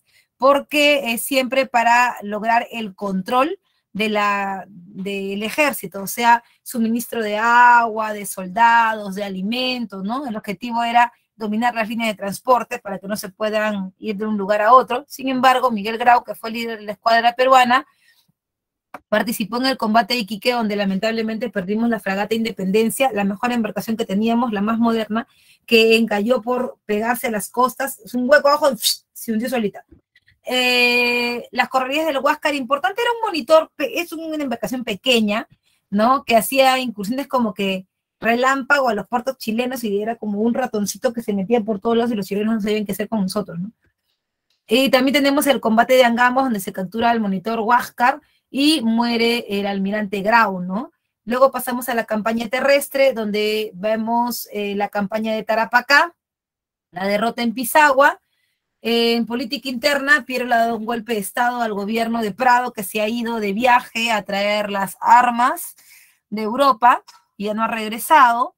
Y en la campaña de Tacna nos derrotan en el Alto de la Alianza y en Arica, porque el gobierno de Pierola ya nos había abandonado, ¿no? Al final Chile controla el sur salitrero y el ejército ya estaba terminado en el sur. La guerra se traslada a Lima, donde fracasan las negociaciones de paz, ¿no? Y tuvimos derrotas en batallas como San Juan y Miraflores, porque Pierola nos hizo desistir, poner las armas, de poner las armas, porque ese era su objetivo. El objetivo de Pierola en el gobierno del Perú era que la guerra termine, gane o pierda el Perú, no importaba. ¿Quién lo había puesto? Los consignatarios. ¿Y por qué lo habían puesto? Porque querían que la guerra termine, ya que si no terminaba, entonces sus terrenos en el norte iban a ser lapidados, ¿no? Finalmente termina esta campaña de Lima con el gobierno de García Calderón, llamado el gobierno de la Magdalena, que se centró en el distrito de Pueblo Libre. Finalmente la resistencia de la Breña con el mariscal Cáceres, ¿no?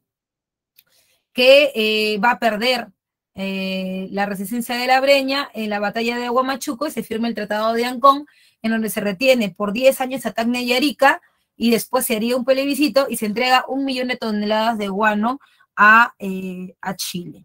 Además, en consecuencias, hay una infraestructura destruida, se paraliza la producción y se exacerban los conflictos de propietarios y trabajadores. En política, ya la gente no creía en los gobiernos civiles y ahora solo serán gobiernos militares, que traerá como consecuencia la aparición del segundo militarismo, pero eso ya será parte de una siguiente clase, ¿no?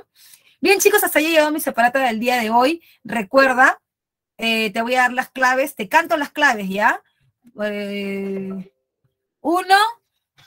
besito. 2, avioncito. 3, besito. 4, dedito. Y 5, casita, ¿ok? Espero que haya sido una súper clase para ti, para mí lo fue, así que no siendo más, me despido de ti y nos vemos la próxima semana, esta vez en un capítulo más de Historia Universal. Chao, chao.